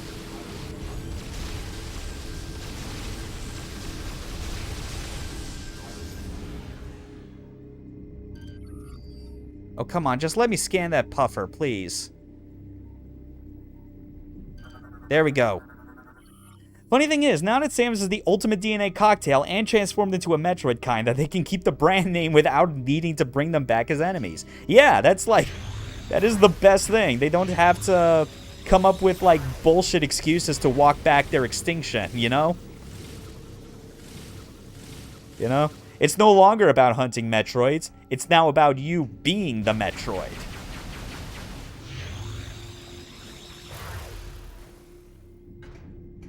Okay. Oh yeah, there's some more lore. The source. The source discovered. After our liberation, she left us adrift. Thought this is a test of our loyalty, and so we endured. Some said she abandoned us. They were promptly shot. Yeah, that's definitely space pirate leadership right there. Some refused to follow, afraid of the unknown. They too were shot. Basically the punchline for like everything. It was like, they don't agree with what we're doing? They get shot. Become the Metroid. Let that be the tagline marketing for Dread 2. Yeah, for Metroid 6, whatever that one ends up being. That'd be pretty good. Just play even more into the fact that you are just like that you carry on like the Metroid DNA. That you yourself are just a walking monster.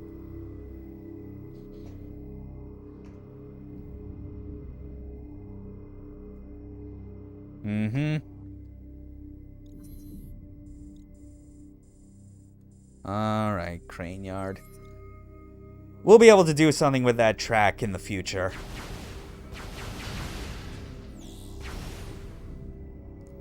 For now, let's keep moving forward. Oh, here it is. There's the soldier.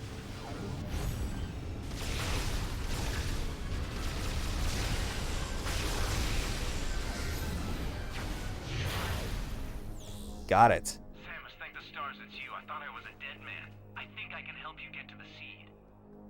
Do tell. As I'm sure you know, the path to the seed entrance is exposed to the acid rain. However, I've seen the pirates using a special suit shield that protects them from the elements. If you can acquire one of these shield units, you could probably make it to the seed. Lucky for you, I've seen where they made these devices. Here are the coordinates. Huh. This is all too convenient.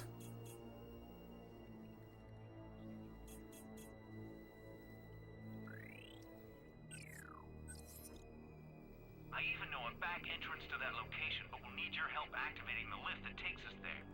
We've got to engage the security levers simultaneously. Alright then. Hold on, is there anything else I can blow up? Oh, yes. Every little bit of health counts. I'll call out the instructions. We must synchronize our movements or the security clamps won't release. Are you ready? Yeah. Pull. Twist. Push.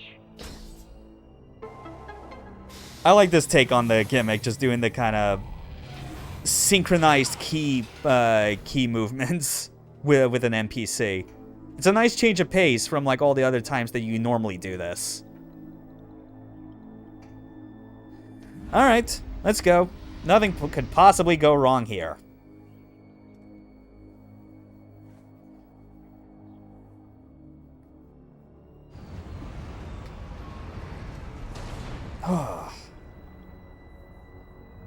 Too quiet. Nothing here.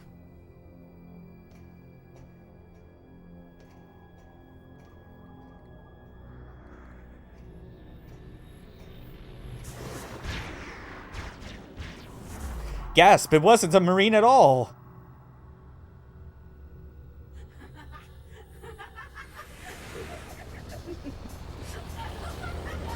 It's our third and final hunter. You know, you should never trust strangers, Sammy. We agreed that you were not gonna call me that. But here we go. Best hunter fight and possibly the best fight of Prime 3. Gandreyda. Metamorphic bioform able to mimic numerous enemy units in battle. So yeah, we got a shapeshifter. New forms come with a cost, as she also inherits their weaknesses. Mistress of Stealth, she'll employ her personal cloaking field often, setting up her next deadly attack. So yeah, use X-ray Visor for when she goes invisible. Like, this is like the biggest example of them making the successor to the Dark Samus fights and Echoes. This music is so good as well.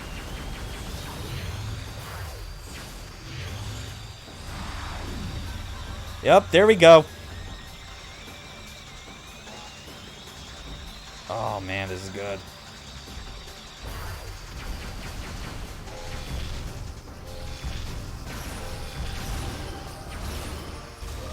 Nice! Got all three at once. Oh yeah, that's right. Oh god, I completely forgot that you could like somewhat carry over the charge beam effects into hyper mode.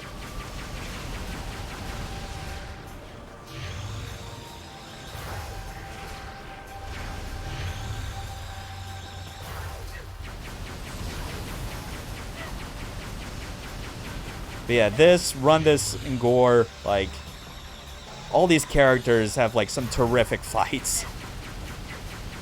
Like, a decent amount of, like, rival energy to them, though without really feeling like they're 100% your true rival.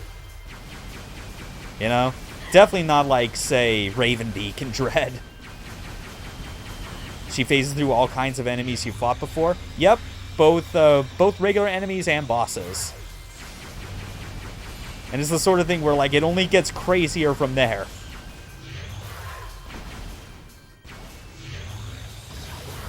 Ah.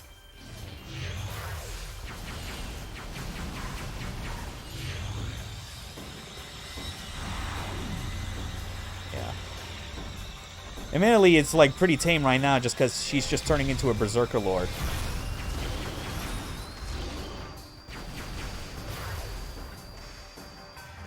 Come on.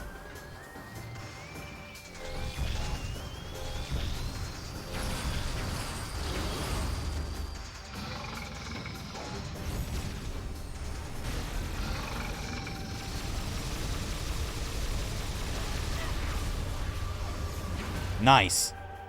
Now we're on to the next phase proper. And look at that! Environment changing as well. Oh, yeah. Mandatory waggle. It's a Wii game.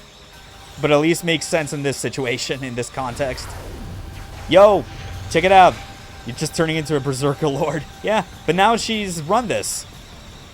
She's the Ice Hunter that we fought early on in the game. Put that into the room outside of context.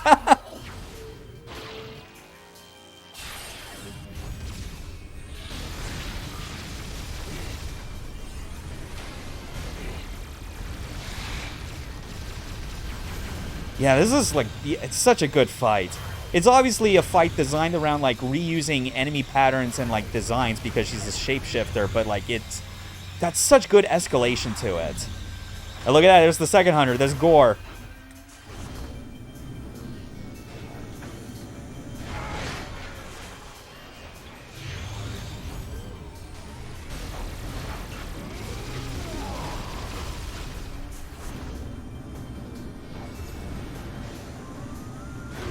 Yeah, but she is kind of... She's doing it outside in the acid rain, which is not ideal, but whatever.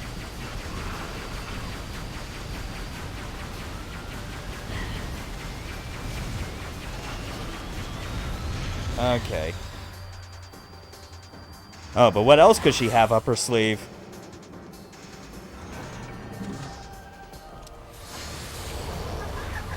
It's us!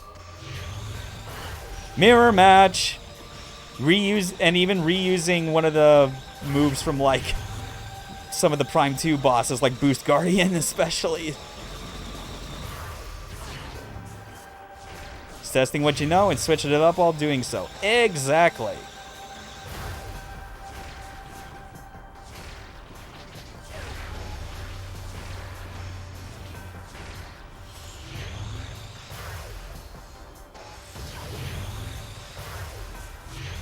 Yeah, like this is so good. Also need to be fairly conservative where I can with like my hyper mode uses, because it is taking a while. Ah.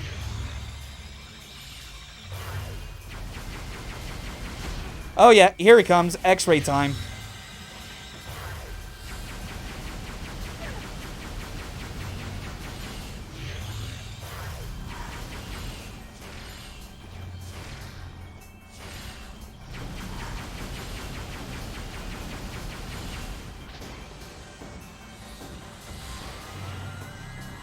It's actually why I like the refights in DMC. Since you fought them as V, which was the same but different. Yeah. Oh dear. And she's got hyper mode of her own.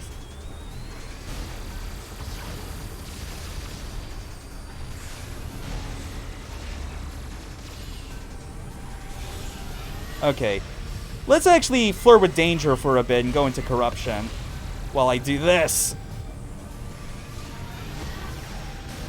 Oh no, no, I actually gotta get out now because... Yeah, make it use everything. Hyper mode, X-ray, all your different moves. The works.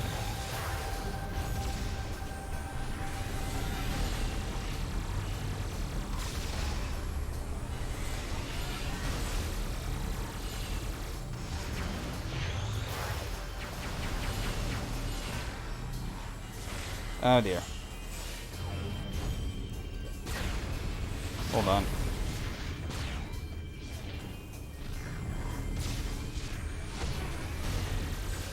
Okay, this might be a bit bad now that I'm down to like zero, like no remaining energy tanks.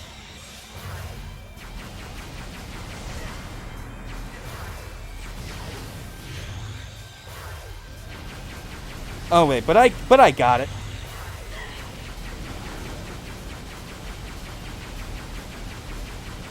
Yeah! Oh, wow.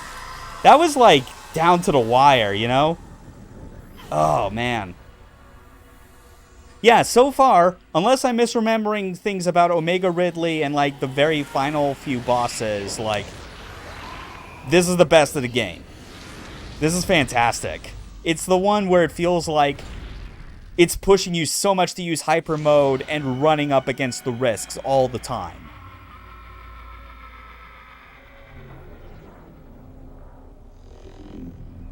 Oh, man.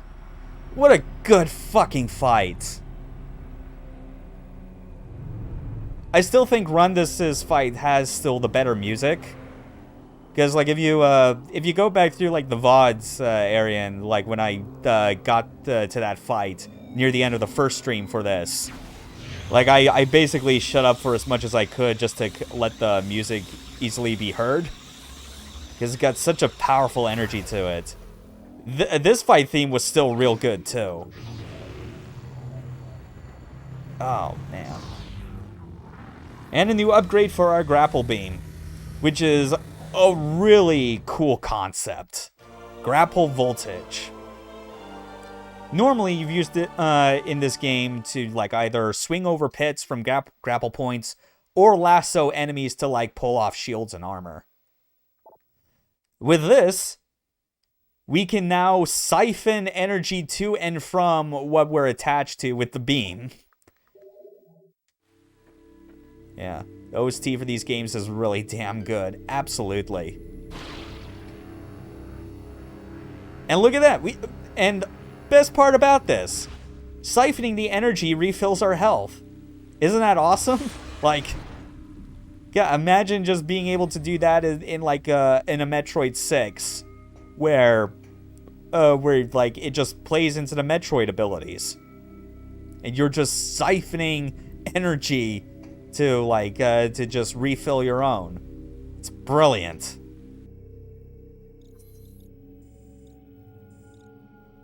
Okay, now to go that way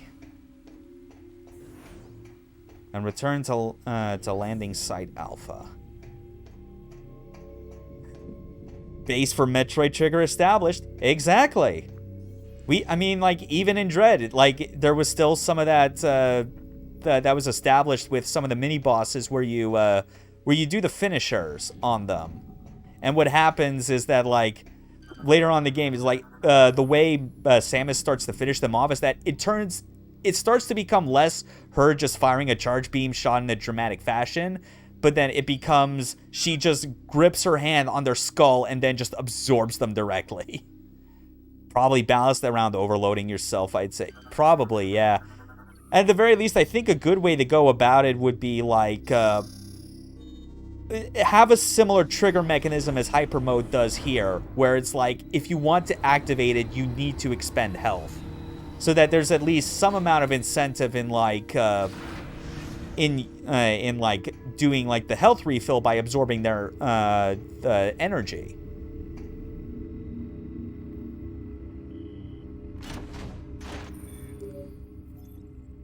Samus, Unit 2.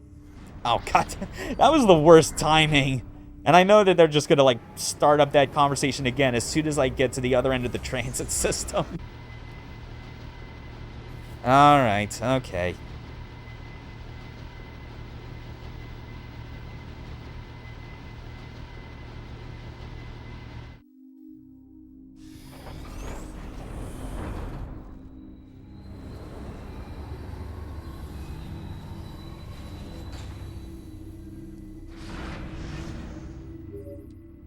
All right, tell me what you were going to say. Unit 217 has discovered evidence of hidden Chozo artifacts on Skytown. Perhaps these could assist you in accessing the rest of the pirate base. Oh, like a spider ball? That'd be nice. For sure. Okay, the Leviathan. Our leader provided us with great wisdom on many subjects. Just, God, man, just the transition you can tell, like, in these pirate logs where, like, it is, like, the way they just talk about it is just like a cult follower. Dark Samus required a mighty flagship, went to strike terror in the heart of her enemies. Might of the Colossus was not enough. She demands more!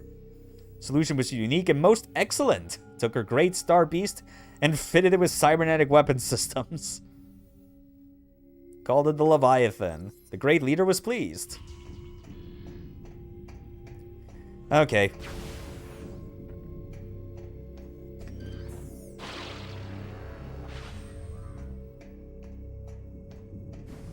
Anyway, now to head off world. I'll see. Yeah, because that fight with Gandreyda was basically like the last thing I absolutely like was wanting to have happen on stream, you know? But I still got energy to push forward a bit more. So we'll see what stuff we can get done over in Skytown, because I'm pretty sure based on what stuff we've seen, like the next upgrade on our list we have to get is the spider ball. So we might as well see how close we can get to that, if not outright get it. I got like half an hour to work with. It's good.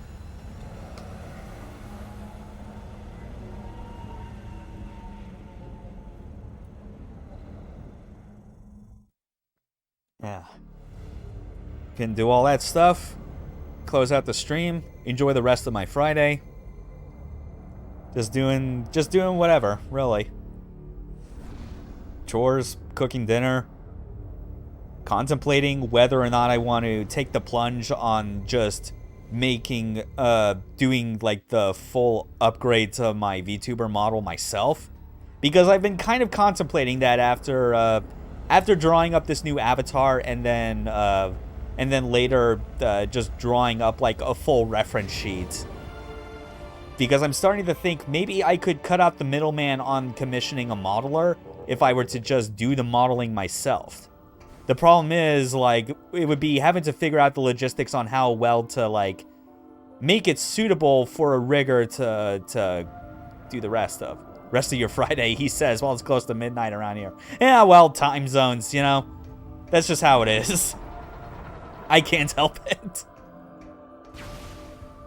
I'm already in like the northern frozen most end of the United States. You like, and all the while you're approaching midnight in Germany. Okay, so security station, Spire Dock.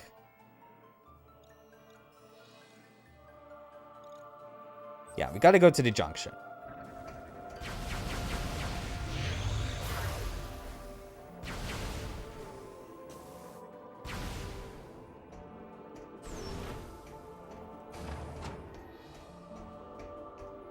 Yep. And now that we're out here, since the Spire is no longer around, we have to take these kinetic orb cannons to get to the next spots. I always thought you were in Canada for some weird reason. Yeah. Honestly, I wish. It would probably be, like, slightly less taxing on my mental health than continuing to live here in America. I say slightly less because I'm also not trying to pretend that Canada is somehow like a perfect place by comparison. It's just got more sensible things about it, like healthcare and whatnot.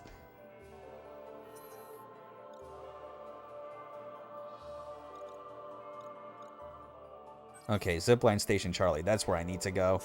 But no, it's like I'm literally just up in Alaska, so even more north compared to like a lot of like the major places in Canada, where there would be, like, people living and have internet and whatnot.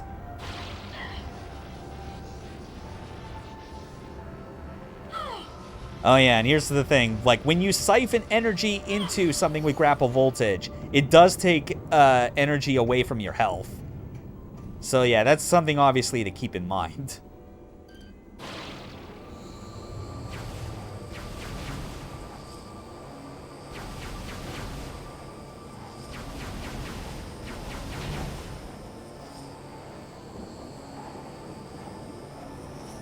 Oh, boy. Oh, oh, oh. Oh! What a swerve. The zipline broke. Whatever will I do? Oh, well. Clearly, screw attack over the rest of the gap. But that's okay, because we know exactly what we're getting.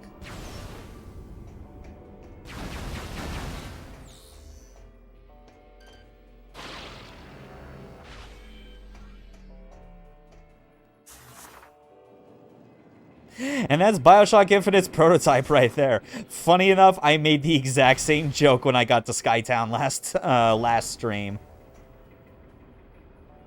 And weirdly enough, it, like, better use of that stuff than Bioshock Infinite ever made of it, so. I mean, harsh? Yes. The truth? Absolutely. That game's development was such a mess.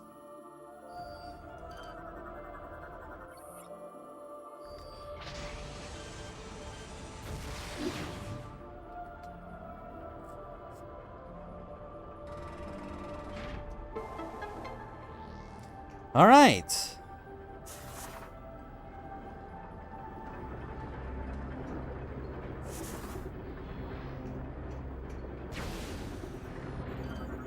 Get some more lore. Defeat.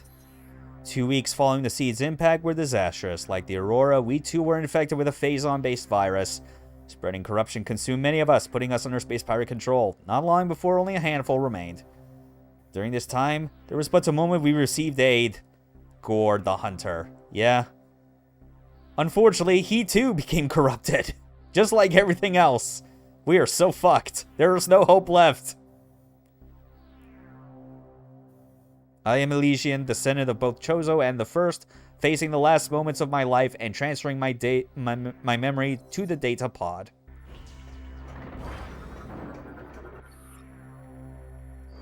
Okay.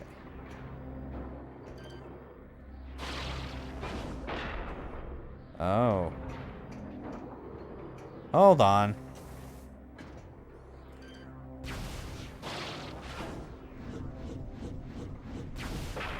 Oh, wait. Yeah, okay, this is an interesting puzzle. Yeah.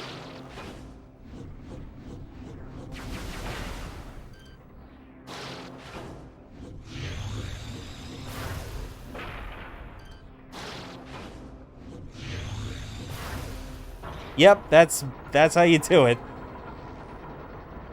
It's so cool, though. Like, obviously the physics are predetermined, but, like, it's nice to kind of have that sort of, like, sort of puzzle implemented. That gives you the sense that, yeah, you're using, like hard physical forces to manipulate things in order to get the solution. It's real nice. And here we go. Spider Ball is back. And fun fact, just based on the order in which we've been getting these items, I think this is like the only game where it's like you get Spider Ball after you get the screw attack. Just to kind of contextualize how everything is prioritized in terms of order. Because screw attack is like traditionally meant to be like the final proper upgrade you get. Because it's so powerful, you know?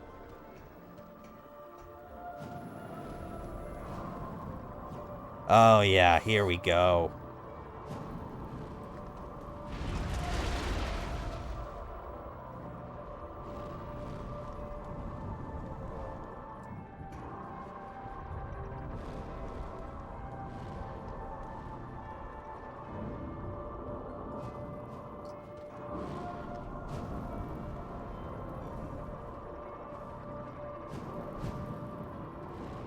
Spider Ball puzzles remain some of the most fun you can have in a Metroid Prime game.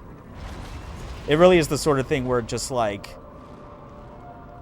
so much of... Wait, is this where I need to get off? I forget. Or is this where... Actually, no, I'm going to double check down. Because missile expansion has to be around somewhere. Yep. Or not. Okay, it was just item pickups. Ooh! Oh god, that was close.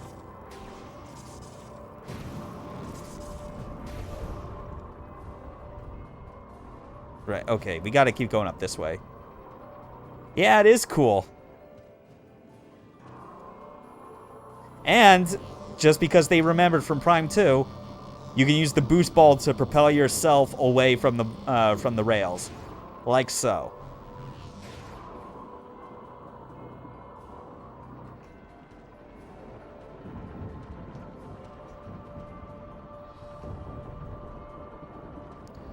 Okay. Actually, I need to double check something. I did not come across the missile expansion.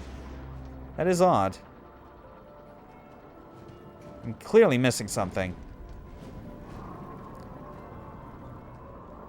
God, my brain is really falling apart when it comes to remembering, like, how to get the specific items that are in each room. I imagine it'd be a lot easier if I stopped stressing about it and just got the, waited until, just go over to the Chozo Observatory and, like, download the item location data.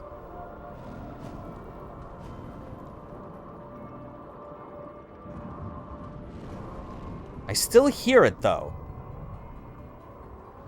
I can hear the hum.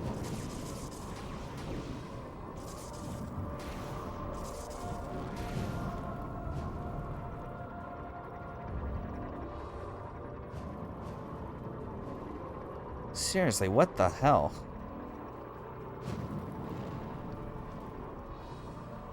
Oh wait, I see a track up there.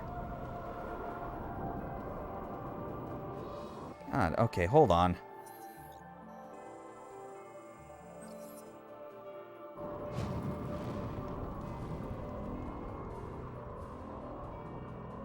Oh yeah, I can see it right out of the corner. Hold on, I gotta continue the loop around. Let's see.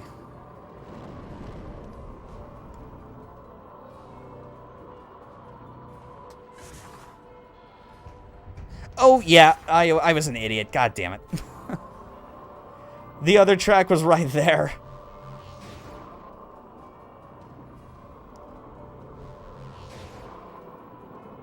Sometimes you gotta make sure to look behind you. That's just how it is.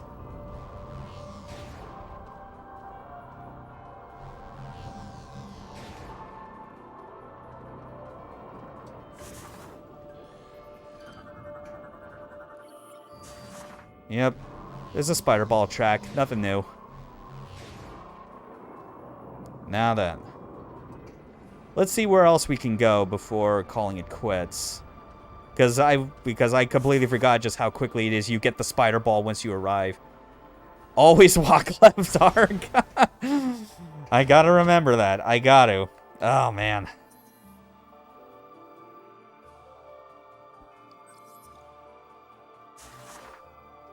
Alright.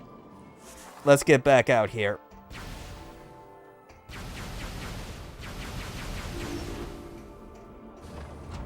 Yeah, that's still broken.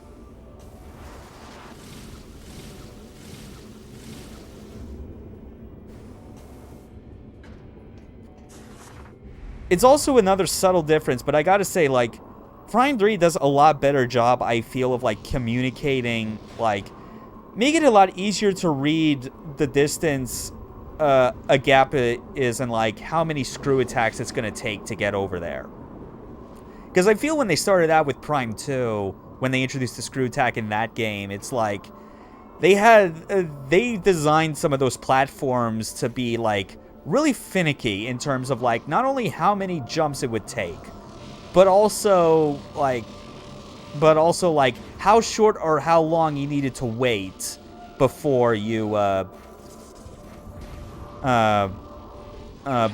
like, press the button again to continue the jump. Because you had to kind of, like, change up the interval at which you would do it. Here, it's a lot more sensible. It's like, you see how far it is, and it's like, you can keep to the same rhythm of screw attacks, and you'll make it across the gap just fine.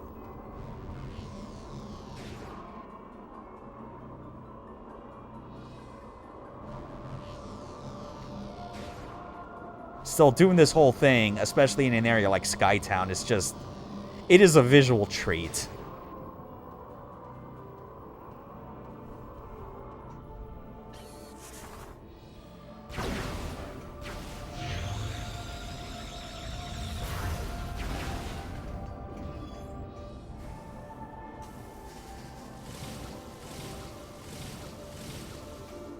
Alright. Back over here.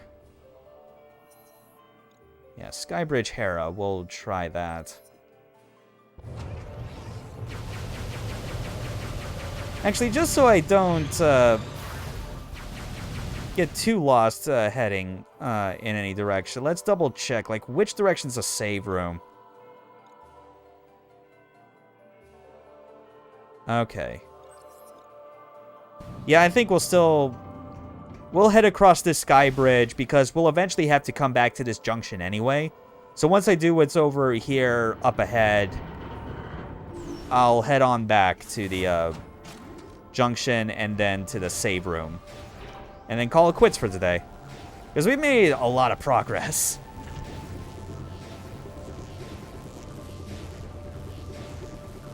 Like, I'd actually be surprised thinking about it if I managed to beat this game, like, on Saturday. Probably not. Most likely Monday. I've ordered the Federation fleet to walk to the Pirate Homeworld and begin the invasion. Mm-hmm. I think it's time we took the fight to them.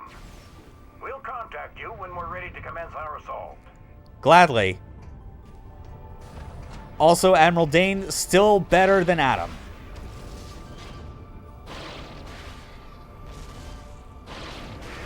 And by Adam, I'm obviously talking about human Adam, because fuck that asshole in Other M.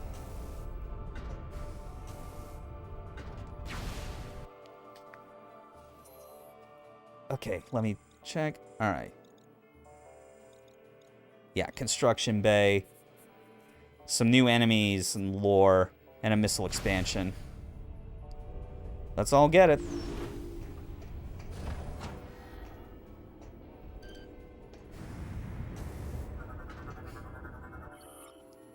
Alright, Phasoid.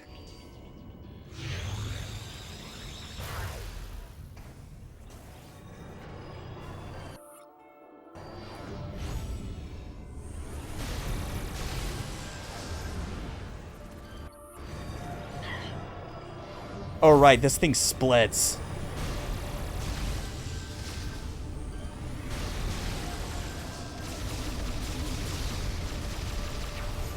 Yeah, whatever.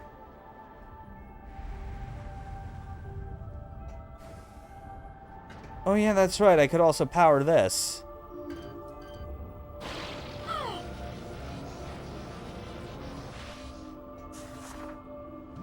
There we go. Nice shortcut.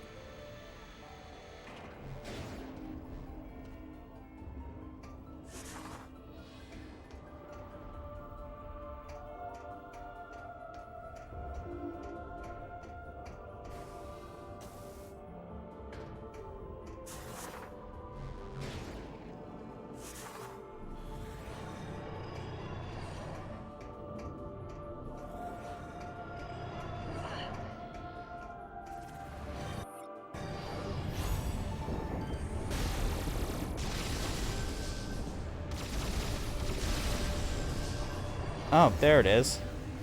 That's what I was looking for. Red Phasoid, rare strain, vulnerable to Phazon attacks, yeah. So yeah, one of your logbook scans is contingent on this enemy, like, going through nuclear fission in the hopes that doing so will, like, spawn that particular variant. Kinda silly. Whatever. It's fine.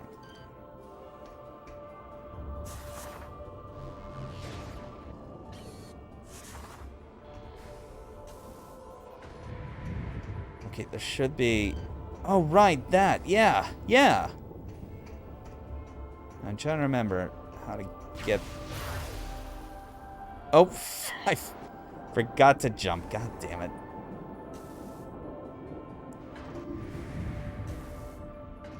I forget. Is there like an easy way to get up this way? Wait. Yeah, I think there should be if I just jump from there and aim for the middle of that big platform. Because there's a lore bot over there, and we need to get close to scan its contents.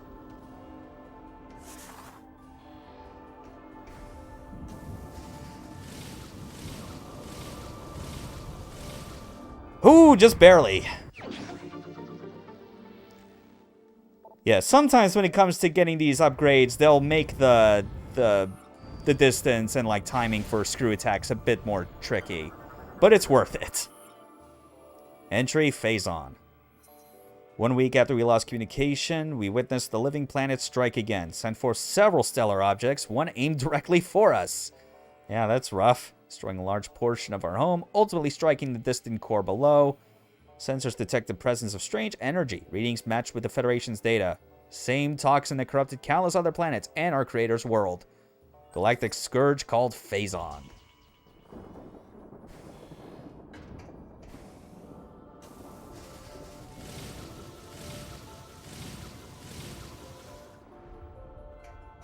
There we go. Let's head through here. Yeah, this is the, yeah, ballista lift. Gotta get into ballista storage.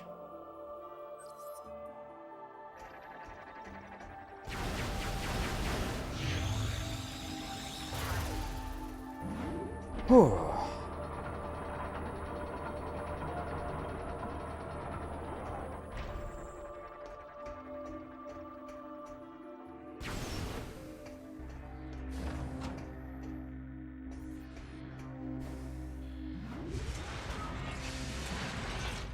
Right, I remember this place. I think this was like an old mini-boss. Yep.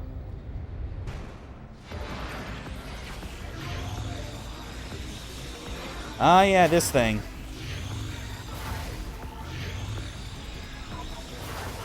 Yeah, this is like a fun way of like doing a rematch with an earlier boss, because this one is like, you did not have the plasma beam when you fought him, and like his whole gimmick is that like he repairs these steam bots.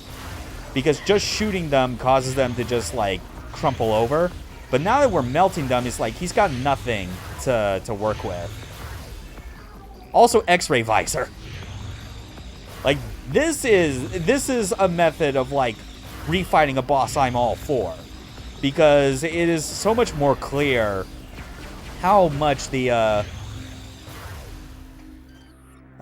just how much the new upgrades you have actually impact things.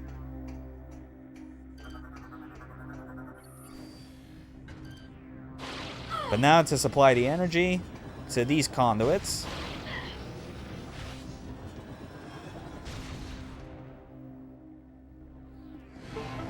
And we get an energy cell.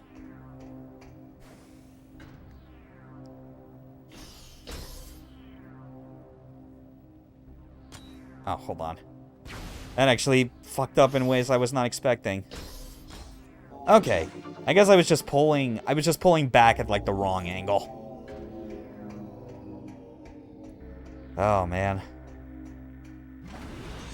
The day cannot come soon enough where I just like get a USB hub and an external webcam that I can position anywhere and not have to deal with like the weird angled setup I have to use if I'm like playing games off my CRT, let alone like with motion controls.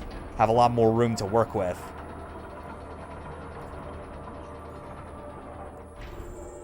Let's see. Oh yeah, there's actually not much left we even need to do on this revisit. Just gotta head back to the junction, head to another location for like a gunship missile expansion. And oh goddammit, I forgot to jump! Fuck. And then I think from there we'll just go straight back to the Pirate Homeworld and like save.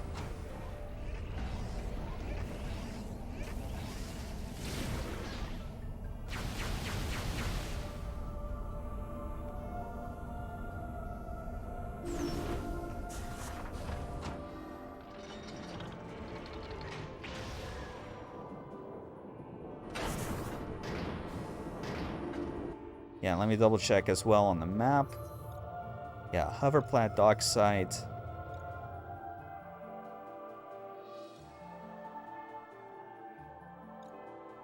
Barracks lift, Steambot barracks. Access. Transit hub.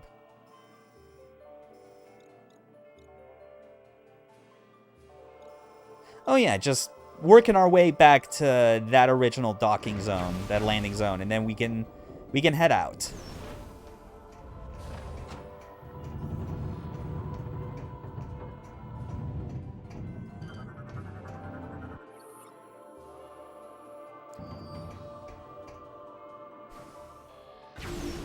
Alrighty.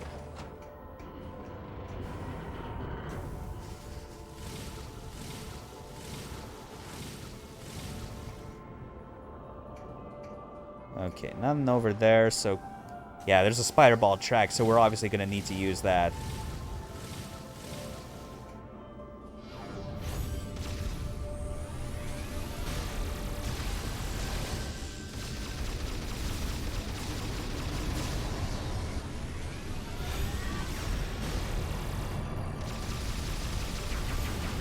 Oh man, that wasn't enough? Come on. Oh, look at that. I forgot, yeah. It's like these regular enemies, like they needed to keep coming up with like places where they could like give you gold medals because they're normally reserved for bosses. So they just give them to you now as far as like beating like rare red phasoids. It's real funny. Still, I appreciate it because it's like there's still medals that are used for unlocking like bonus art galleries and other features, you know? So it's still all good. It's better than just like earning achievements that contribute to like a numerical score that means literally nothing. Watch this. Elysia fell victim to the meteor's corruption. Phazon beginning to consume her. High above the surface, we continued to collect data. It was not long before we met a new enemy, the space pirates. Yep, pirate forces struck swiftly, numbers and weapons dwarfing our own, yada yada. After their assault, they began construction of a massive energy shield, which we promptly destroyed to gain access to the seed. Attention then turned to the pirates themselves. We could not stop them through combat. Perhaps there was another way. Our studies quickly yielded unexpected results. All of them were corrupted, but unlike others, they were actually being sustained by it. Phazon kept them alive and it appeared to control their minds with a will of its own. Yep.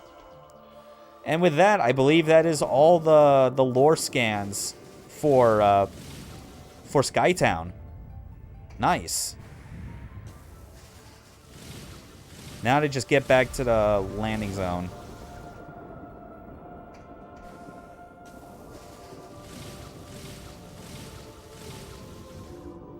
This has been a good stream.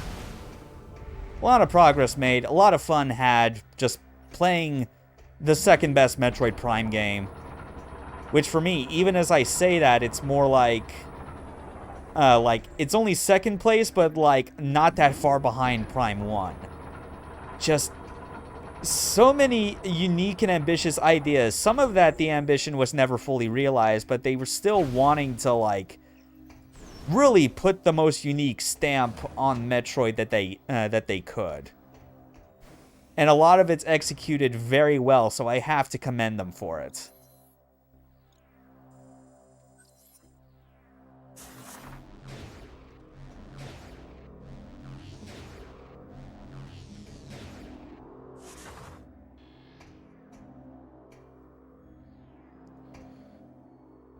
Right. Okay. Let's see.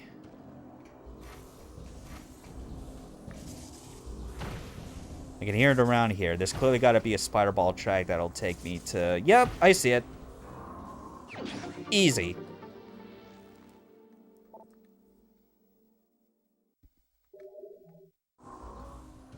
All right. Now we can head on over to the landing zone. Well, after we go through this process again. Back down to the bottom.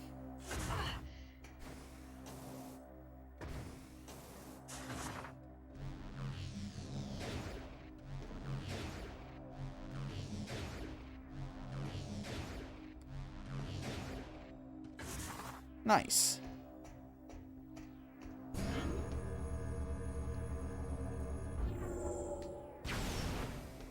Okay.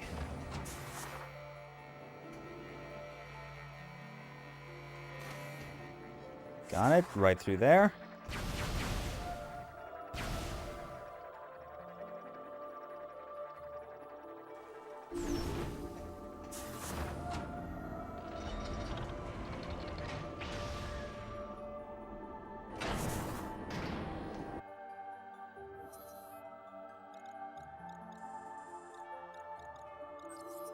Okay, and right behind us.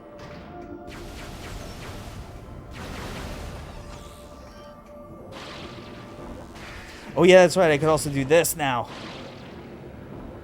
Yeah! Yeah! It just keep doing this. It doesn't kill them very efficiently. But hey, like the extra health that you get from it is appreciated in a tough moment.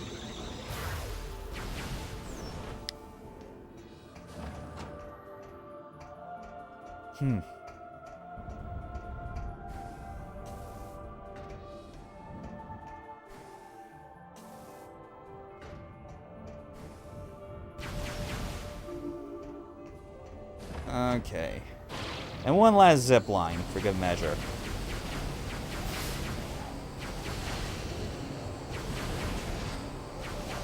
It's funny, I feel like once you have all the upgrades you need to get through Skytown in an efficient manner, I think this is like the only mandatory zip line you ever have to go through if your goal is at the original landing site. Which I'd say is like, you know, that's pretty well deserved. Like the zip lines were absolutely like fun at the start, and they knew full well that they had to give you like more mobility tools like the spider ball or the screw attack to kind of give more interesting ways of getting over these huge gaps. So yeah, it's just real smart pacing and escalation on that front. Yep.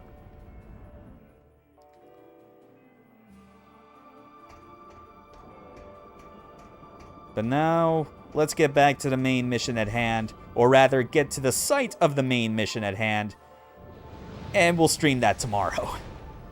Let me at least just move the ship over there and then save.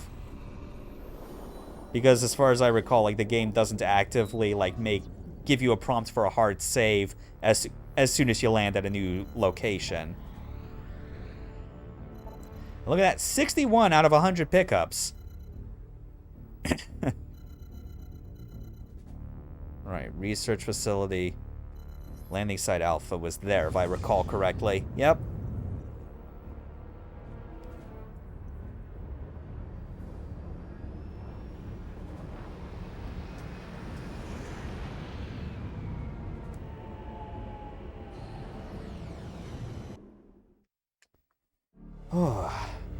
What a good game. Really, excuse me. At this point, it's like, cannot emphasize enough, like, the best I could hope for with Prime 4 is one that, like, brings back the single planet interconnected world nature of Prime 1, but just fills it to the brim with crazy new ideas on the level of what they tried here, you know? Even revisiting old ones, like bringing back stuff like with the ship, the grapple lasso, all kinds of stuff.